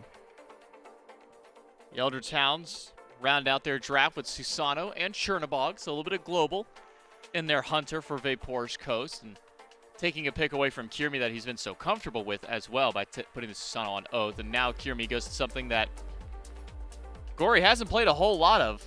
3 games on Bakasura so far. Hasn't been able to find a win on them just yet. Yeah. Still sitting at a 2.0 KDA. I also looked up Scarity's Odin just to see, because I can't honestly recall too many times we've seen him on that pick over his history. 4 games total. So not a big pick for him. A lot of untested picks, to say the least, for the Gilded Gladiators side in that bottom 2. So kind of looking at the drafting phase, when you talk about, where Odin comes online and where his strengths lie, maybe towards the mid-late game team fight when the cage is active for these fights. How about the picks around this Odin to try and deal with it? You mentioned a Phantom Shell is an easy way to get out to try and escape that cage, but how's the Gilded Gladiators composition around that Odin cage kind of structured? Honestly, I think that Bakasura in the right hands, as demonstrated by Panathon this year, can just run a game. The question is, can Kyrmi make it look like that, right? And that's kind of that's a big question to answer. I think Kyrmi has that potential, right? I honestly don't think we've actually gotten to see Kyrmi's ceiling just yet. I think as a player, really, really phenomenal. A lot of room, not just for growth, but I think the potential is entirely there. I think that you can't just lay it all at his feet, though, right? Like, the Bakasura can come in. He could go 9-0 in this game, and you could still struggle a little bit because it depends on a lot that's going on around you. I once again turn my eyes towards the mid lane. I think that this Agni should be a good look for Snoopy, but that needs to be a very heavy point of contention. I also think that over on the other side, right, if we're going to see any solo kills, it's got to be Stu picking them up this time. I think you need to win this matchup versus the Chernobog on the Cernunnos. If you can get those things to line up, you don't even need the solo kills. That's just flavor. That's like salt on the top. I think that you should be able to find a lot, but Kyrmi can't have it all laid down at his feet and be expected to be the one to just maybe hard carry the game. I think that this Bakasura has the potential to put a couple people in his backpack, but you're going to need a little bit of assistance. Frontline last game left me wanting a little more as well from the Gladiators. I think this game they've gone a better route. And so it's just the question of, can they Voltron these pieces together and give us what I want to see? The Gilded Gladiators got to pick it up in this one if they want to have a chance to take their first set win. They got to get through game number 2 up against the Eldritch Hounds. Do that, we'll throw it into the casters. Gladiators, not a team that will shy away from swing for the fences, and they need to get some momentum built up. They lose game number 1. Kyrmi unhappy with that, Trelly, and had a carry-style jungler in the Susano, but wants something a little bit more. He goes to the Bakasura. Oathhh v Kyrmi round 2 and game 2. Be a fun one to watch. I always love this play from Quig. Whenever he gets Bracer, he drops it right in mid lane. He knows how much aggression can come at level 2, and he wants to give his team, BennyQ and Oathhh, an extra bit of a buff if they take that fight. Snoopy and Kyrmi should have a decent time trying to fight into this 2v2, depending on, if Kyrmi decides to jump with that Wing Shard, the Butcher Blades, level 2, can really start to stack up damage. But it all really depends on if you're ignoring the wave, who gets there first. The minions really do start to add up. Either way, I like the Bracer play. Not too many supports are going for this, and if it nets a first blood, then it ends up you just get your money's worth pretty much immediately instead of saving it for your own duo lane, which more often than not you're just clearing waves, right? You don't see too much scrapping in the duo lane, and Quig just thinks, hey, this relic might be a little bit more worth over in mid. Something else to note, BennyQ and Snoopy just switched picks. They said, hey, I'm going to take the Merlin this time around, you take the Agni. We saw a lot of sparks fly in mid last game. I hope to see that same level of solo kill potential. Same gods, just flip-flopped. And Benny had a really good game on the Agni. And, there are actually moments from Snoopy on the Merlin as well, even in a losing effort. A kill or two that maybe I didn't expect to happen entirely. We'll see if the Bracer over the next couple of minutes makes any sort of difference here in mid. It's interesting. In the past, I feel like First Blood has happened a lot over in duo lane. You get the sneaky level 2, level 3 gank. Now it's whichever jungler can maybe surprise the mid laner or the jungler on the other side a bit more over in mid. For now, maybe not enough lockdown to fully guarantee a kill, but you better bet that Oathhh and Kyrmi are going to have a lot to say about the pacing of this match, as junglers normally do. And so, if you're looking at the Gladiators, Trelly, and what they need to change, what they want to avoid after game 1, it's difficult because it's got to be some of the small, more mechanical, momentum-based mistakes. It felt like that one moment early in the game in game 1 where there were 2 solo kills and a kill over in the duo lane. It really set the Gladiators back. And even if it's just playing safe, that's got to help them here in game 2. Certainly should, so we get to see how much aggression is trying to come through in the early game, but not too much potential. Kyrmi is going to take some damage. Oathhh goes for the teleport, but Snoopy covers with the stun, and I don't think Oathhh even had any more abilities to try and chase that kill down. Interestingly enough, Scary D opts to go for the Tainted Steel Odin start. He fears the healing, but he doesn't think the cage is enough, right? In the cage, you get 100% anti-heal, so Tainted Steel is just useless in that regard, but wants it for the rest of the time, wants it for the rest of the game, and maybe feels he'll be a little bit tankier as we see a gank onto Ducky. No driving strike for 4 seconds. Nah, Ducky's in some serious trouble here. 1 second away. At a tower?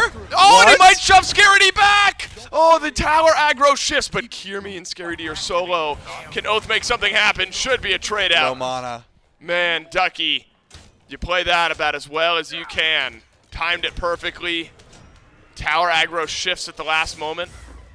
And Oathhh is at least able to turn around one, but you're right. No mana feels really bad for Oathhh right now. Ducky is back in lane. Scary D able to survive. He did the totem. I was thinking if Oathhh got enough for 2 abilities there. Pulling a 3 probably would have guaranteed a kill. Ducky plays it perfectly. Unfortunate that he doesn't get even a kill with that. He gets not even an assist. Yeah, Oathhh took a little bit too long to come over with the full under tower. 2 tower shots at 3 minutes in, you'd think would be enough, but they balance aggro well. And Oathhh is able to come in and get the kill onto Kyrmi, but Scary D makes it out with his life. Maybe that extra protections from the Tainted Steel might have done it. But in this case, Kyrmi makes it to level 5 first, which is still scary. Bakasura, not known for his pre-level 5 ganks, gets so much kill potential after you get access to Regurgitate, but early on, you just gotta hope you have Wing Shard and try and run down targets with those Butcher Blades. Yep. Which is a lot of scary damage, which we saw, you know, in mid lane a bit. Mabaka, he needs items. He's gonna power farm, he's gonna get Golden Blade, he's gonna run to these camps, and then I want to see where Kyrmi decides to get active. Wouldn't be surprised if it's just solo lane once again. I mean, if Ducky ever driving strikes, he's pretty much just dead. He's gonna be going Golden Blade, which means he's not very tanky. There's gonna be a lot of damage coming from Kyrmi and Scary D, the cage. If you're not worried about the anti-heal first, should be worried about it now. Yeah, I think he's dead already. Pull, driving, strike, excavate, used to just clear out the minions, and you're right. Ducky's going to have to drop some serious ward coverage over on the right side of the map because Kyrmi can just return over whenever he wants. And it's a laugh from Ducky. But this is also not something we've seen the Gilded Gladiators prioritize. It feels like Scary D has been left on an island a bit in the sets that we've seen the Gladiators play. Some assistance over there has not only helped Scary D, not only limits Ducky, who's incredible on this Hercules pick, but really gotten this game going well. My goodness, Kyrmi takes another tower shot, and it's going to be a second return from Oathhh and a double kill for the Susano out of mid. Coast will take an assist to go. Looks like he was going to go back to base anyway. And so it's setup ganks from Kyrmi, and then counter ganks from Oathhh. And Oathh, the one who was spotless at 3-0. Yeah, this is working out better here for Oathhh now. I mean, beautiful gank by Kyrmi. Recognized how much damage he could do to BennyQ. Unfortunately, the grouping of Snoopy and Kyrmi when they were trying to get out, if they split directions that don't give Oathhh so much value with his AoE, maybe only 1 kill goes through there, but too low and had to tank up some tower shots there is Kyrmi, so he really didn't have a choice. I guess it was just Snoopy running away, but he decided to dash in to force out BennyQ, which, if you don't know where Oathhh is, I guess that's the call. So 2 kills, I would say, already coming through for both these teams, which Vision could have solved. I mean, Snoopy does not have to blink in. Kyrmi could have got that kill by himself, looking at how low of a health bar that BennyQ had. Yep. So just ward coverage alone could have changed the fact. And then, of course, Ducky driving, striking right as there's a Baka in his jungle. Both of those plays, I think, could have made a big difference. I'm thinking Kyrmi's going to spend a lot more time over on right, though, because Ducky is not tanky. He has teleport. Cage into Baka ult is going to net a kill. I would say every single time he goes for that play until 3 items. So Ducky's either staying underneath tower, which it looks like he is doing currently, but I don't even see a ward for Ducky. Is he just accepting? Maybe he's like, I'm not going to spend my gold on it because I'm not walking out anyway. That is a viable strategy. If you're not going to leave tower, you won't be susceptible to ganks. But if Kyrmi eats enough minions, he can even dive tower. Right. He can use those minions to tank up the tower. Man. This is, look, when we got into the game, we set up this jungle battle, Oathhh versus Kyrmi. I didn't expect it to quite go like this. I figured a gank on one side, Oathhh put some pressure on the other. This has just been back and forth within the same lanes. But again, sets a target on Oathhh now. 3-0 shutdown would feel great. He'll hit a little power spike, tier 2 Hydras, a little extra burst in some of those rotations out of the jungle. All else equal across the map, and it's really about Ducky stabilizing, playing safe, and getting to a good spot on this Hercules. A rotation there from BennyQ would have been threatening had Oathhh been on that side of the map. However, good ward coverage from Snoopy indicates that Oathhh was not immediately under threat there, or a threat there. Could be for Coast, however. Kyrmi's here on left. Oathhh is rotating in as well. Not confident enough to immediately go for the pull. However, might be able to skirt by vision just a bit. Could be a jungle 1v1. Slipstream misses, and therefore, I think Oathhh uninterested in the fight. We did see a solo kill in the jungle around this point in game 1, Trelly, but Kyrmi is avoiding it this time. Yep, Kyrmi says back camps. Ducky's at cooldown buff. This could be another gank over towards the Hercules, but Ducky's backing up. Smart call. But he stepped forward for the cooldown buff. I'm curious if he's going to put himself out here. He keeps looking over. He's like, wait, is there something here? If I'm Scary D, I'm pinging the heck out of this Hercules right now. Yeah, there should be another free kill if you can find it, but Ducky's playing smart. He threw the boulder to clear the wave, and he's not stepping up. I would guess that was an Oathhh call. It's like, hey, I'm at your blue buff. I'd be willing to bet there's a Baka their blue buff, which means if you're halfway up the lane, you are probably dead. Speaking of halfway up the lane, inbound, very far forward. Has to pop his and charge. Probably dead, Trey. Oh, yeah. I'm thinking, I'm thinking that's also forward, true. And probably dead is inbound. And Quig will get it with the range. Looks like Coast would have been there for the kill anyway, and actually steps forward into the wild hunt. Stuart has a bit of damage for Coast, but there's an assistant in Quig just around the corner. I was about to say, you know, we had not seen the random inbound solo journey that's resulted in a death anytime recently. And luckily I didn't say it, so I can't claim Caster's Curse, or inbound can. And that's just a bit of mispositioning from the Nox. Yeah, and I think that Stuart has fallen a little bit behind in this lane because inbound hasn't left. Quig went to mid for a bit, and then was able to rotate back in just to confirm that kill. But sort of babysitting Stuart, at least for the early portion of the game, fearing maybe a River's Rebuke from Quig or some sort of pressure on that side of the map.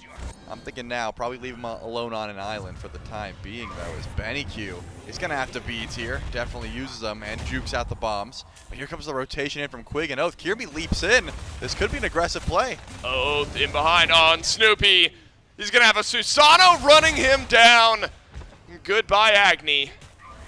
Fortunately for inbound, this pressure continues. It's going to get worse. He'll bash away and avoids the pressure this time. Quig was stepping forward, continuing a bit more. It's a rotation over to right for Kyrmi and Scaredy. Ducky has survived for a little while, but it's one more right side gank and a counter gank and counter pressure for the Gilded Gladiators. That Pyromancer goes down for free, though. Kyrmi is here. The Eldritch Hounds will be able to grab it, but can you find a kill onto Quig? No, inbound does not have the lockdown. Unfortunate. It looks like still the battle of the junglers so far. I mean, Kyrmi gets the gank. He's able to match the 4th kill that Oathhh was able to grab, but I guess the difference maker is Quig at the moment. He's the only member that is not a jungler that currently has a kill on this Yemoja. 1-0-1. But unfortunately, once again, Ducky cannot survive even underneath that tower as long as Scary D is able to find a clutch cage. And Kyrmi's nearby. So I think Kyrmi's playing this matchup exactly how he should. There's no way you're looking towards duo lane and trying to gank VaporishCoast. He just has too much survivability. He gets out so easily, and there's not an Odin for easy lockdown to confirm those kills for you. But Oathhh has been spending his time on the left side of the map, which means if you know Kyrmi's going to go right, if you know Ducky's going to get ganked, you can put pressure towards this Gold Fury with relative ease. And that's the reason you're seeing the Eldritch Hounds hang around the left side of the map. There's a big objective they want to go for, but inbound, it might be awkward. He's in a good spot, but might be in a bad spot just because of how many Hounds are here. That's right. The Hounds will be worried about the positioning of Kyrmi and the unknown aspect of that. There was a ward on the other side of the Gold Fury pit that may have spotted out the Bakasura. The junglers have kept pace with one another. Again, it's still Oathhh who's undying, but Kyrmi also with 4 kills, and the Bakasura is going to scale up nicely. Later in the game, that battle could really reach a boiling point. I think speaks volumes to to Ducky rather, that he's maintained level 12 and level parity with Scary D. I mean, he's just kept pace despite relentlessly being ganked by Kyrmi. This Hercules will still be strong to a point in this game. BennyQ unable to flicker away until now, and inbound searches for the lockdown, won't hit it, but really forces BennyQ rather off to the side. Coast, he's ulted in from duo lane, and a Typhoon channeled by Oathhh. That one misses. The Gilded Gladiators able to get out with another kill. Yeah, I think Coast needs to hold off on these ults. If you're not ulted in before BennyQ dies, it's a wasted rotation. You're just missing a wave. You see, dies under, but Snoopy has to pop the egg as the teleport is clean from Oathhh. dying for green buff. Just didn't seem like the play. And where's Kyrmi?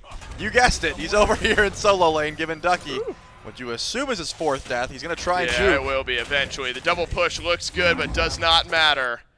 A slight face of frustration from Ducky at 0-4. This one to Scary D, so not another kill for Kyrmi. And this is where maybe this Hercules falls behind a little bit. But you asked for this. You asked for some pressure on Gold Fury. If the Gilded Gladiators is going to be on right, let's get something going. The objective on left now pulled and inbound locked into the River's Rebuke. It's a leash of the Gold Fury. They're going to take some time to just kill off inbound and then immediately go back to the big one. The Hounds get Fury plus 2nd of the game onto inbound. Yep, inbound tried to stall, tried to let Stuart walk up. Unfortunately, a little bit too little too late. And this is a perfect play. When you know Kyrmi's putting so much pressure over onto right, it's a no-brainer. You just go for your Gold Fury call. Inbound walks up, tries to stall, unfortunately cannot. And Snoopy is going to get pulled back in, does not have the damage, is actually going to return some towards Oathhh. As you said, doesn't use rugs, but here's Kyrmi. It's the ultimate down. That's the 2nd Typhoon from Oathhh that's been off the mark, but was more of a defensive ultimate there, I think. Was fearful of the regurgitate, didn't want to fight that. Sitting at 6-0, this shutdown is worth a ton. If Kyrmi was to kill Oathhh, that'd be absolutely massive here for the Gilded Gladiators. So I think a smart call, just to panic drop the ult in fear of losing that bounty. But you do have a bit of an issue with who are you getting fed off of these ganks over in solo? Because you already highlighted it. Ducky is even with Scary D so far. The good news is that Kyrmi's been able to get ahead in the jungle, but this Odin isn't going to make those big impactful rotations yet.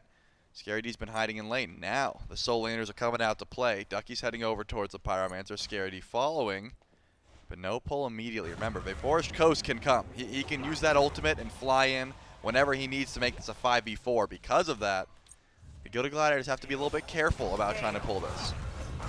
300 gold is all that Scary D is ahead of Ducky. And maybe a half level of experience. So Ducky at 0-4. Largely unconcerned once teamfight time arrives. So the first 3 objectives of the game, 2 Pyromancers and a Gold Fury to the Eldritch Hounds, has built up a nice little nest egg for them as they move into the mid-game portion. I think thankfully for Stu, who received a lot of pressure in game 1, he's been able to sit back, farm up on the Cern. And Coast has picked up a few assists just thanks to the ultimates. So that rotation potential. We have seen a few swings and misses from the Hounds. Ultimates being used, Quig this time, Typhoon from Oathhh a couple of times. Not finding much value. But this is Kyrmi getting aggressive, blinking forward. He'll get out. As Oathhh wants to go back in. VaporishCoast sure does. A root from Stuart might help his jungler in getting out alive. Oathhh just needs those cooldowns. Will go in, gets the beads off of Kyrmi. And just takes a tower shot on his way out. Beautiful beads there. The cooldown was coming. Scary D, impactful rotation does catch up at Can they fight though? VaporishCoast. I mean, it's just Scary. They've got Shell. They don't Watch have out to. for mid. Yep, it looks like Snoopy and Inbound are on the way. Are they looking to scrap here? One Riptide means the other towns do not want to fight. There's no Fury. So a bit of a wasted rotation, but both solo laners were here, so you might as well match it, right? Ducky comes over. You're not missing any farm. Scary D just wants to get that cage down. And at the very least, you get the Phantom Shell, so not wasted. Yep. Now Scary D can look to make an impactful rotation here towards a mid lane tower. I think that's the correct call. Gilded Gladiators need to group up and fight once Scary D's ult comes back up. Now, that would be a beautiful play if they could pull it off. You lose Kyrmi's speeds, but look at the aggressive positioning. They're trying to steal away these camps because they know there's no one who's going to be stepping up trying to stop them. Oathhh will pull in inbound. Scary D. About halfway to getting that cage back. Love to be able to fight. Ducky has applied some gentle pressure to the Odin. Makes the jump away a bit uncomfortable. VaporishCoast around left as well. Inbound will join his mid laner in escape. This is great for Stuart. Left free and clear to farm up over on left. Knocks down a tier 1 tower. Eldritch Hounds were looking for it. Won't get it. It's 1:30 on the Pyro, but 10 seconds for the Fury. That's maybe where the Eldritch Hounds choose to regroup one more time. Inbound steps forward. He wants to fight. Horrific Emblem gets used. But it's a bit slow on the chase here from the Gilded Gladiators. 3-man cage from Scary D, but the River's Rebuke from Quig. Look at how it's delayed the Gilded Gladiators from getting in. BennyQ backpedals But Stuart gets a big shutdown onto Oathhh over on the left side of the jungle. Massive gold spike for the Gilded Gladiators ADC, but the fight still rages in mid. And it's a 2 for none over in the mid lane. The solo kill for Stu in left. They grab the tier 1 tower. The Eldritch Hounds know that Oni Fury's up, and that's where they're headed, inbound. Not much HP here. Who can step up for a steal attempt? Maybe you go for Stuart, but it looks like he doesn't want to walk up. That seems a bit too dangerous. Beautiful play there from the Eldritch Hounds trying to counter back. I thought that inbound had a great play. He walks up, pops horrific, sets up for the teleport, but Scary D and inbound, they still want to fight this. They do, but I mean, it's a 5v3 at best if everyone gets here. They've delayed the Oni Fury. Kyrmi's back on the map. Snoopy is as well. The Eldritch Hounds reinvest. They've got a Merlin. It can burn through the objective quickly. Inbound's going to step forward. Has already lost his life defending an objective once this game. Fury is so low, it's not going to get leashed this time, and the Gladiators steal it away. And that must be Scary D. But inbound narrowly escaping. Scary D steals it, but trades his life for it. And a double stun from Snoopy completes the escape. Oni Fury for one side, kill for the other. Beautiful steal there from Scary D. I mean, I think trading your life at that point is worth it, but what happens with the Pyromancer? The Eldritch Hounds are making a beeline for this objective, and the Gilded Gladiators are already here. Kyrmi has Regurgitate, and he's going to use it, trying to run down Ducky, but just pops the Wing Blade, and that's going to be the ultimate for nothing. No one's going to make a pull, though. The Pyromancer is going to sit strong for now, and that shutdown on Oathhh is a big deal. That was a while ago, but Stuart gets that kill. He needed that catch-up mechanic. He only has 3 items currently, has plenty of gold in hand, so should be able to finish a full dominance soon if that's what he wants. That's usually the call in that 4th slot, but Deathbringer could also be an option. Stuart hasn't been able to make impactful rotations. He's 1-0-0 so far. Just that solo kill onto Oathhh. But when you get that much gold in pocket, I'm thinking he's going to be able to make some big waves if he does show up towards this Pyromancer fight. But he's backing. So he could just give VaporishCoast the free tower on the left side of the map and then ult into Pyromancer, which is certainly a viable play. The second Stuart gets called out as not being here, I'm thinking Coast ults in. But for now, Pyromancer start has been going, and inbound dashes forward. Yeah, inbound's got to be careful here. You've got this numbers advantage on the right side of the map. You don't want to throw that away. Again, a Typhoon from Oathhh. Used for disengage. Kyrmi desperately trying to chase down a kill. About to get his ultimate back. That's worth mentioning. Coast rotates in from the left side. Rivers Rebuke traps Snoopy, but not for long. He'll dash away. The rest of the Eldritch Hounds stepping forward. I was wondering if the Hounds would maybe step back because they've lost a couple big ultimates. Instead, Pyromancer completed by the Eldritch Hounds. Their 3rd runic bomb of the game. Ducky can't pick it up. He has a chalice. Quig's going to have to go double stack the runic bombs. Go the Gladiators, much better off in the ultimate department. And this is why I told J-Mac the other day, I think you should be able to drop the runic bomb and not like activate it. You can say, hey, like just leave it for like, someone hey, else. I grabbed it for you, here you go. But you can use it now if you're Quig. I was gonna say no room for wards, but double runic bomb, maybe even triple. Yeah, look, on the Fire Giant, they've got plenty of DPS. Oh my goodness, the Gilded Gladiators step back, the runic bombs will detonate. It happens again! The Gilded Gladiators steal the FG with 3 runic bombs on the ground. It's Stuart making the play, and it's a last-ditch effort that somehow works out, and it's a fumble from the Eldritch Hounds of the highest degree, and all 5 members of the Glads will get FG. There's no way Stuart just walks up, presses 2 with Bramble Blast, 180 damage, and takes that away. Tier 2 tower in mid is an afterthought. The Gilded Gladiators, off of what I assumed wouldn't even be a defense, able to steal away the FG, grab a tier 2 tower, and put themselves in a dominating position to continue trying to catch up here. I mean, they'll be in the lead if the Eldritch Hounds can't make a defense towards the Primal Fury or the last 2 tier 2s. This game was not completely out of the way regardless. I think it was just a good attempt by the Hounds to go for that pull. It wasn't like they had the man advantage. They just had good ward vision and decided to go for it. But Stuart makes a miracle play there. And now it's time for the Gilded Gladiators to siege forward. They shouldn't be scared. With the deficit they're under, Fire Giant pretty much negates that. The itemization is not going to be that big of a deal because of the buff on all 5 members of the Gilded Gladiators. And now the Hounds can do nothing but sit by and try and defend once the siege comes their way. Are they going to step for Primal Fury, or are they just going to sit underneath Tier 2 tower? It looks like since Primal's not up quite yet, Tier 2's first on the mark.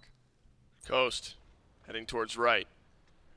if this goes to a game 3, it's that moment right there. The Eldritch Hounds are really starting to spin up. You're right, it was a close game anyway, but it felt like the Eldritch Hounds were playing with more momentum. Yep.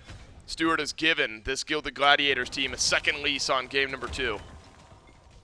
Though, if Coast continues this pressure, could go tower for tower. So uninterested in going back right now. Just keep your eyes on the Gladiators. Those shadows will appear, and that means the AD carry is rotating in. For now, Coast sticking around on right. The Eldritch Hounds feeling like they can defend this without their ADC, and they're doing one better. Oathhh has got a kill on a Snoopy. It's a pullback from Ducky under the left side bird, but the sustain from Kyrmi has kept him on the map. VaporishCoast deals with the right side Phoenix, and now ults in for a second win in this fight. We'll miss a few autos on a Stuart. Inbound, left for dead, Scared E maybe as well. The Eldritch Hounds, they have kept their left side Phoenix alive, and they've gone 2 for 1. They've got to find a pick here. They can't even catch up to Scary D. I thought that Oathhh would have had more damage to try and go for, but since he's gone, it was just not enough to confirm these kills. Stuart's going to get some crits on a BennyQ. He may have overstayed his welcome. BennyQ has to use Aegis, doubles back. Razor thin margins. Ducky and Oathhh for Snoopy, but Trelly, the right side Phoenix confirmed by VaporishCoast before ulting in to left. That's got to require inch-perfect communication, and it works out for the Hounds. It was a beautiful stall by Quig. I think that River's Rebuke is exactly what the doctor ordered for the Eldritch Hounds. It caught out Kyrmi. He gets so weak. VaporishCoast makes sure to grab that right side bird before ulting in, but I think he also picked the wrong target. If he ulted onto Kyrmi, 2 auto attacks, 1 if you crit, and then he's able to confirm that kill, and then it could have been a 3 for 2 trade. At the very least, you get the Phoenix down, and you stall out this Fire Giant. The Gilded Gladiators were able to catch up, try and make that gold lead deteriorate a bit, but the Phoenix is the real big deal here. Someone's going to have to clear out those minions. Good news for the Gladiators, it's the right side bird, right? That one's much easier to defend. It's right next to Fire Giant. They should be able to just send, Golden Blade Bakasura or Snoopy or even Stu over just to clear out those waves, and then they can still make their defense towards this FG. But there's no telegraphed burst anymore. I mean, yeah, Ducky's got a runic bomb, but if you couldn't does that matter, right? If you couldn't confirm with 3, I'm not giving you the presence confirming with 1. The Gilded Gladiators should feel confident in being able to step up to this as long as that right side wave is pushed up.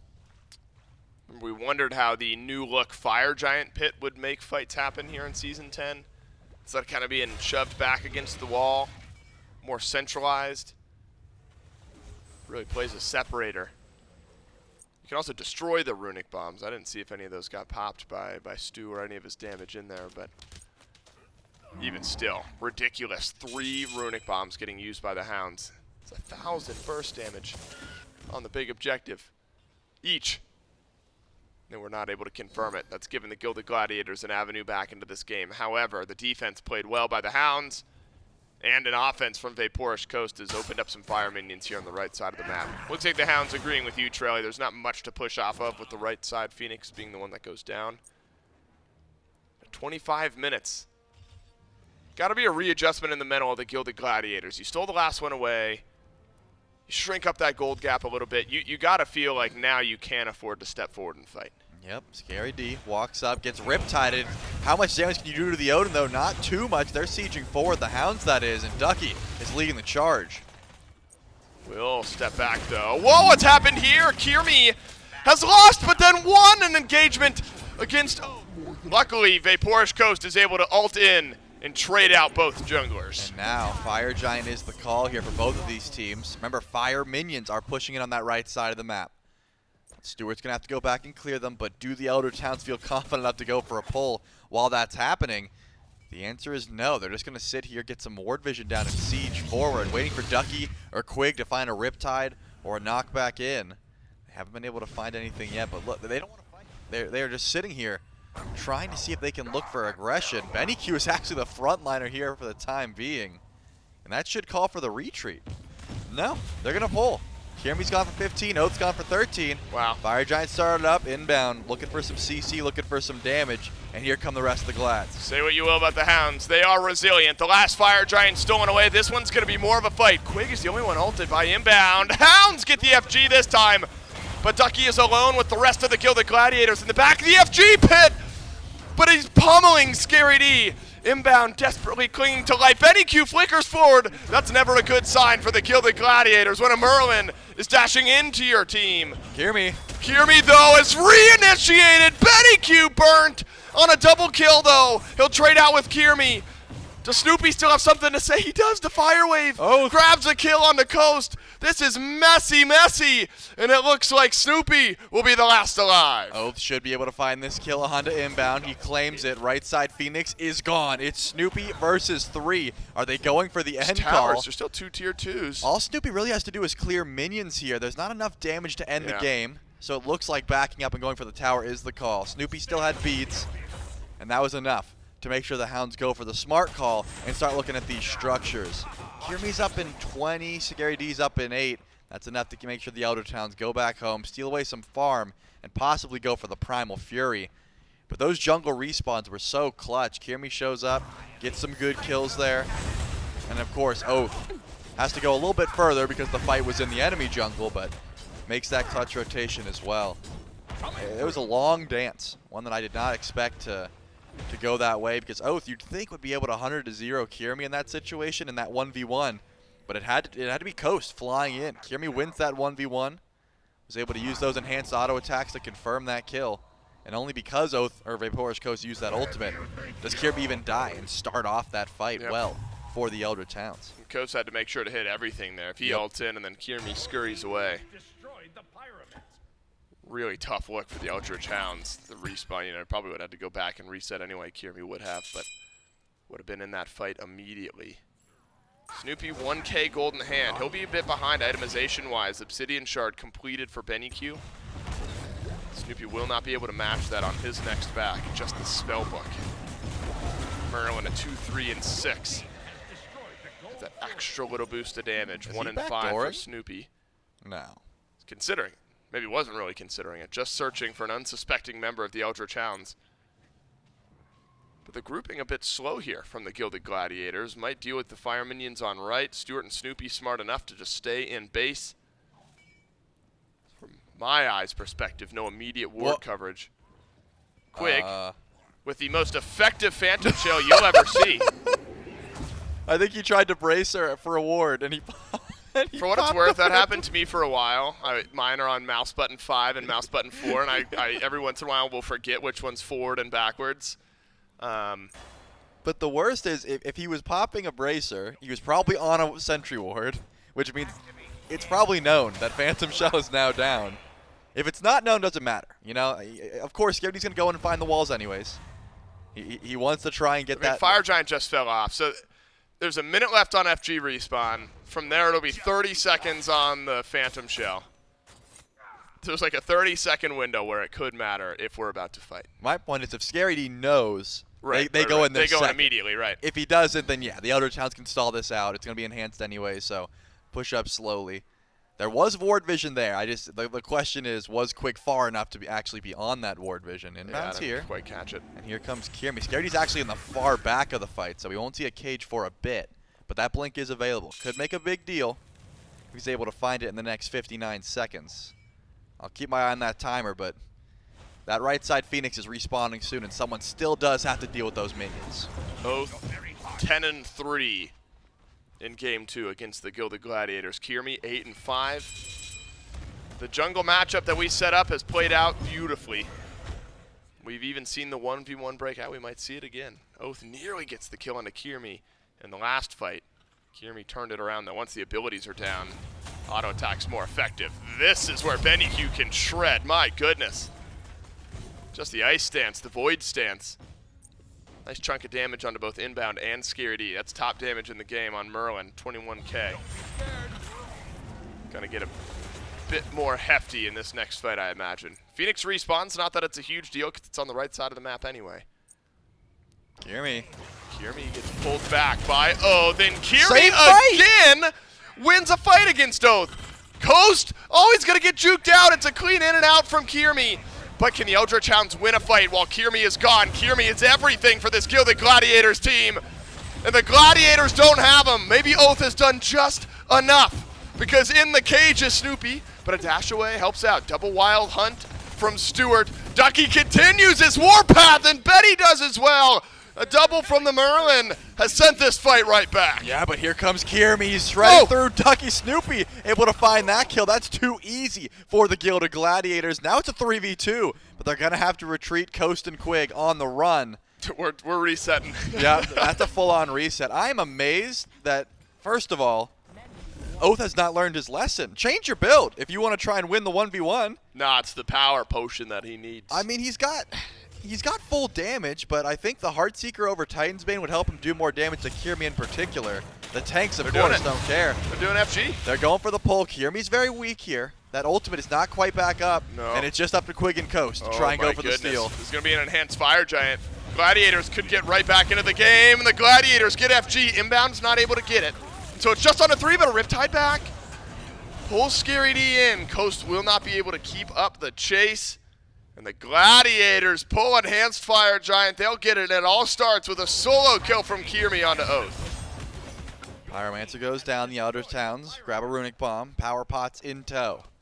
What is the call here? Run over towards Oni Fury. Try and grab it before the Gilded Gladiators get the chance. Possibly. Is 3 EFGs enough? Where 1 are the Gilded Gladiators feeling enough presence to try to siege, and 2 are the Eldritch Hounds that scared where they need to avoid a fight.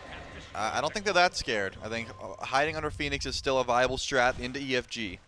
But, you know, Stuart doesn't have it. I don't think Scary D has any auto attack damage at all. He is purely tank stats, so he's not going to be able to solo any Phoenixes. The question is, who's going to go defend Kyrmi? Because he's going to split push.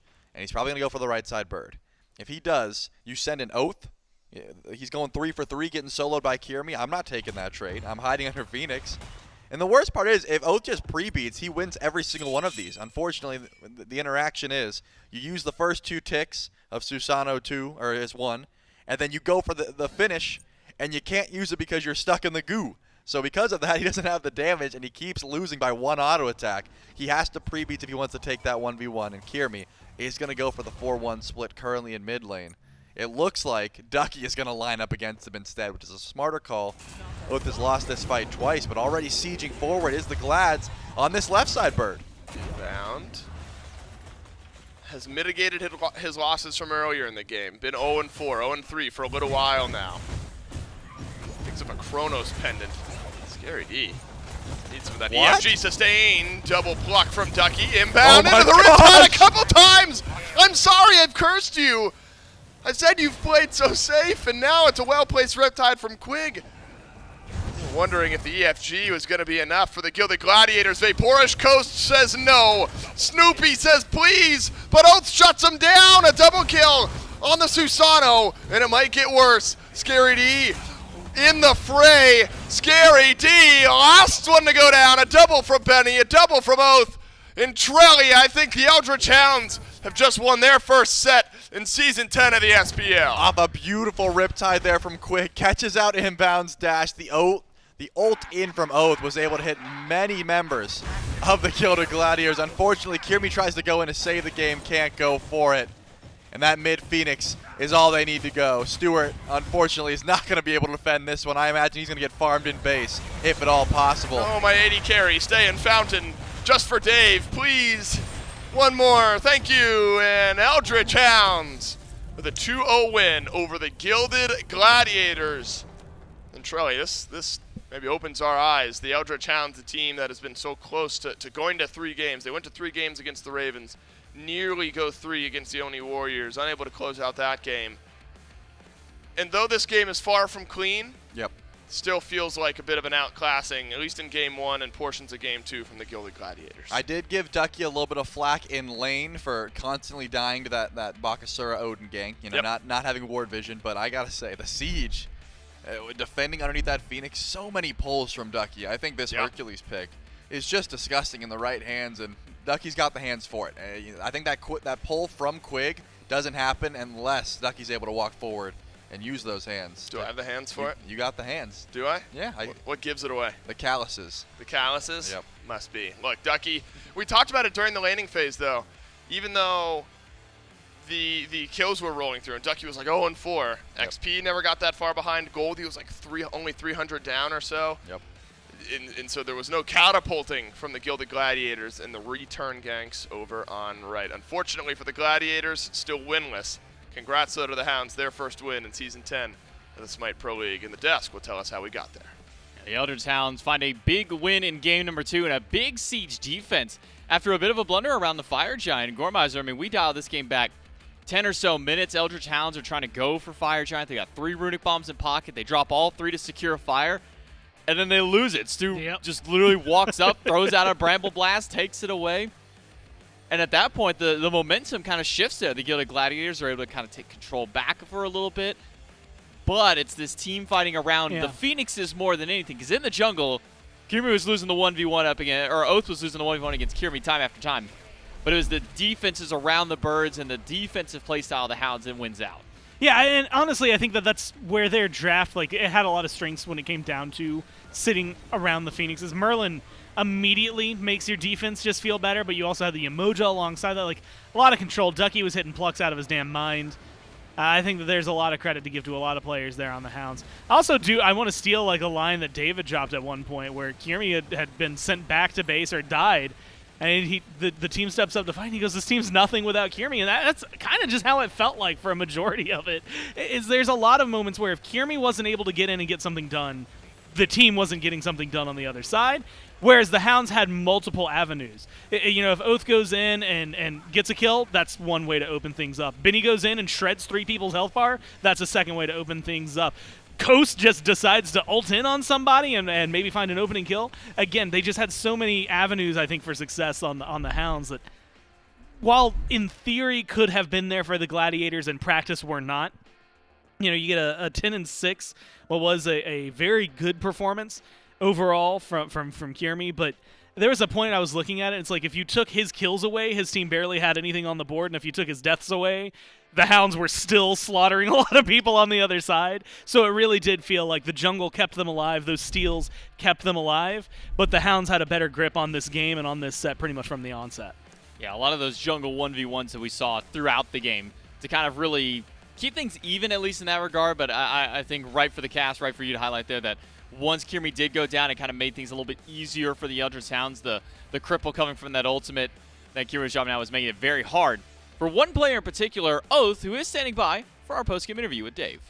That's right, and Oathhh, you're able to get the first win in Season 10 of the SPL. This Eldritch Hounds team finally gets it done.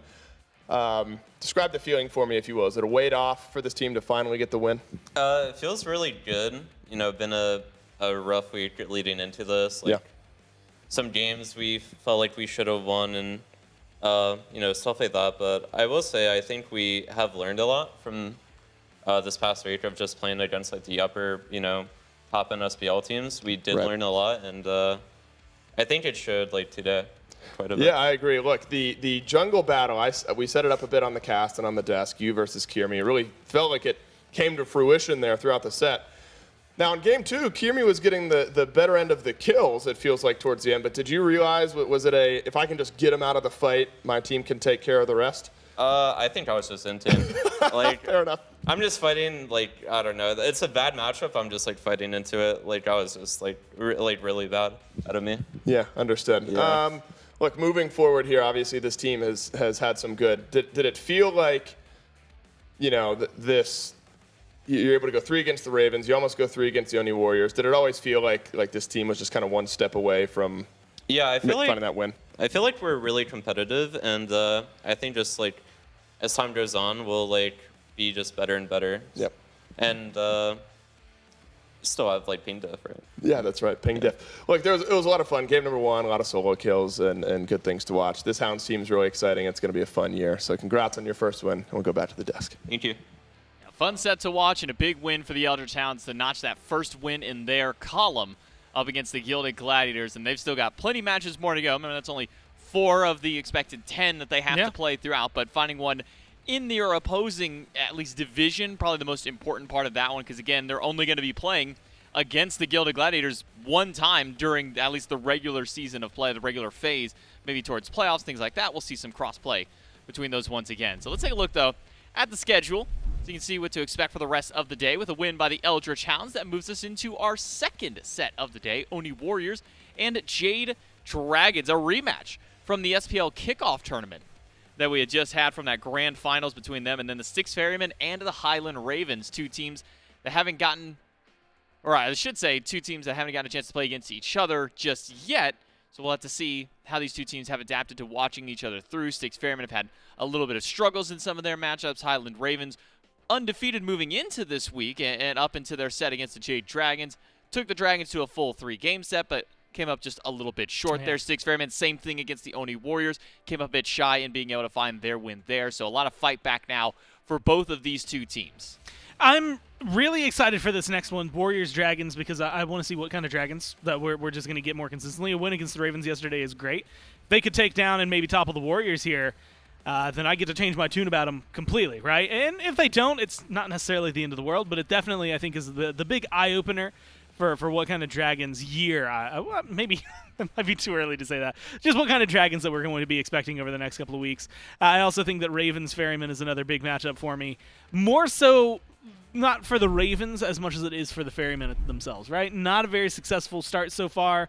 Couple of games that have left the not good memories in my brain and probably not in theirs either. And so I want to see how they handle the Ravens, or for the Ravens bouncing back after yesterday, how well they can then take on a team like the Ferrymen that has a lot of big names. Yeah, let's see if the Oni Warriors can continue to keep up their pace. Can they still stay undefeated and be the only remaining undefeated team still in their division? Are the Jade Dragons going to be able to halt them? That is the big question on a lot of the team's minds and a lot of the players' minds. It's going to be an exciting set to come up, so make sure you stick around because we'll be back in just a few minutes right after this break.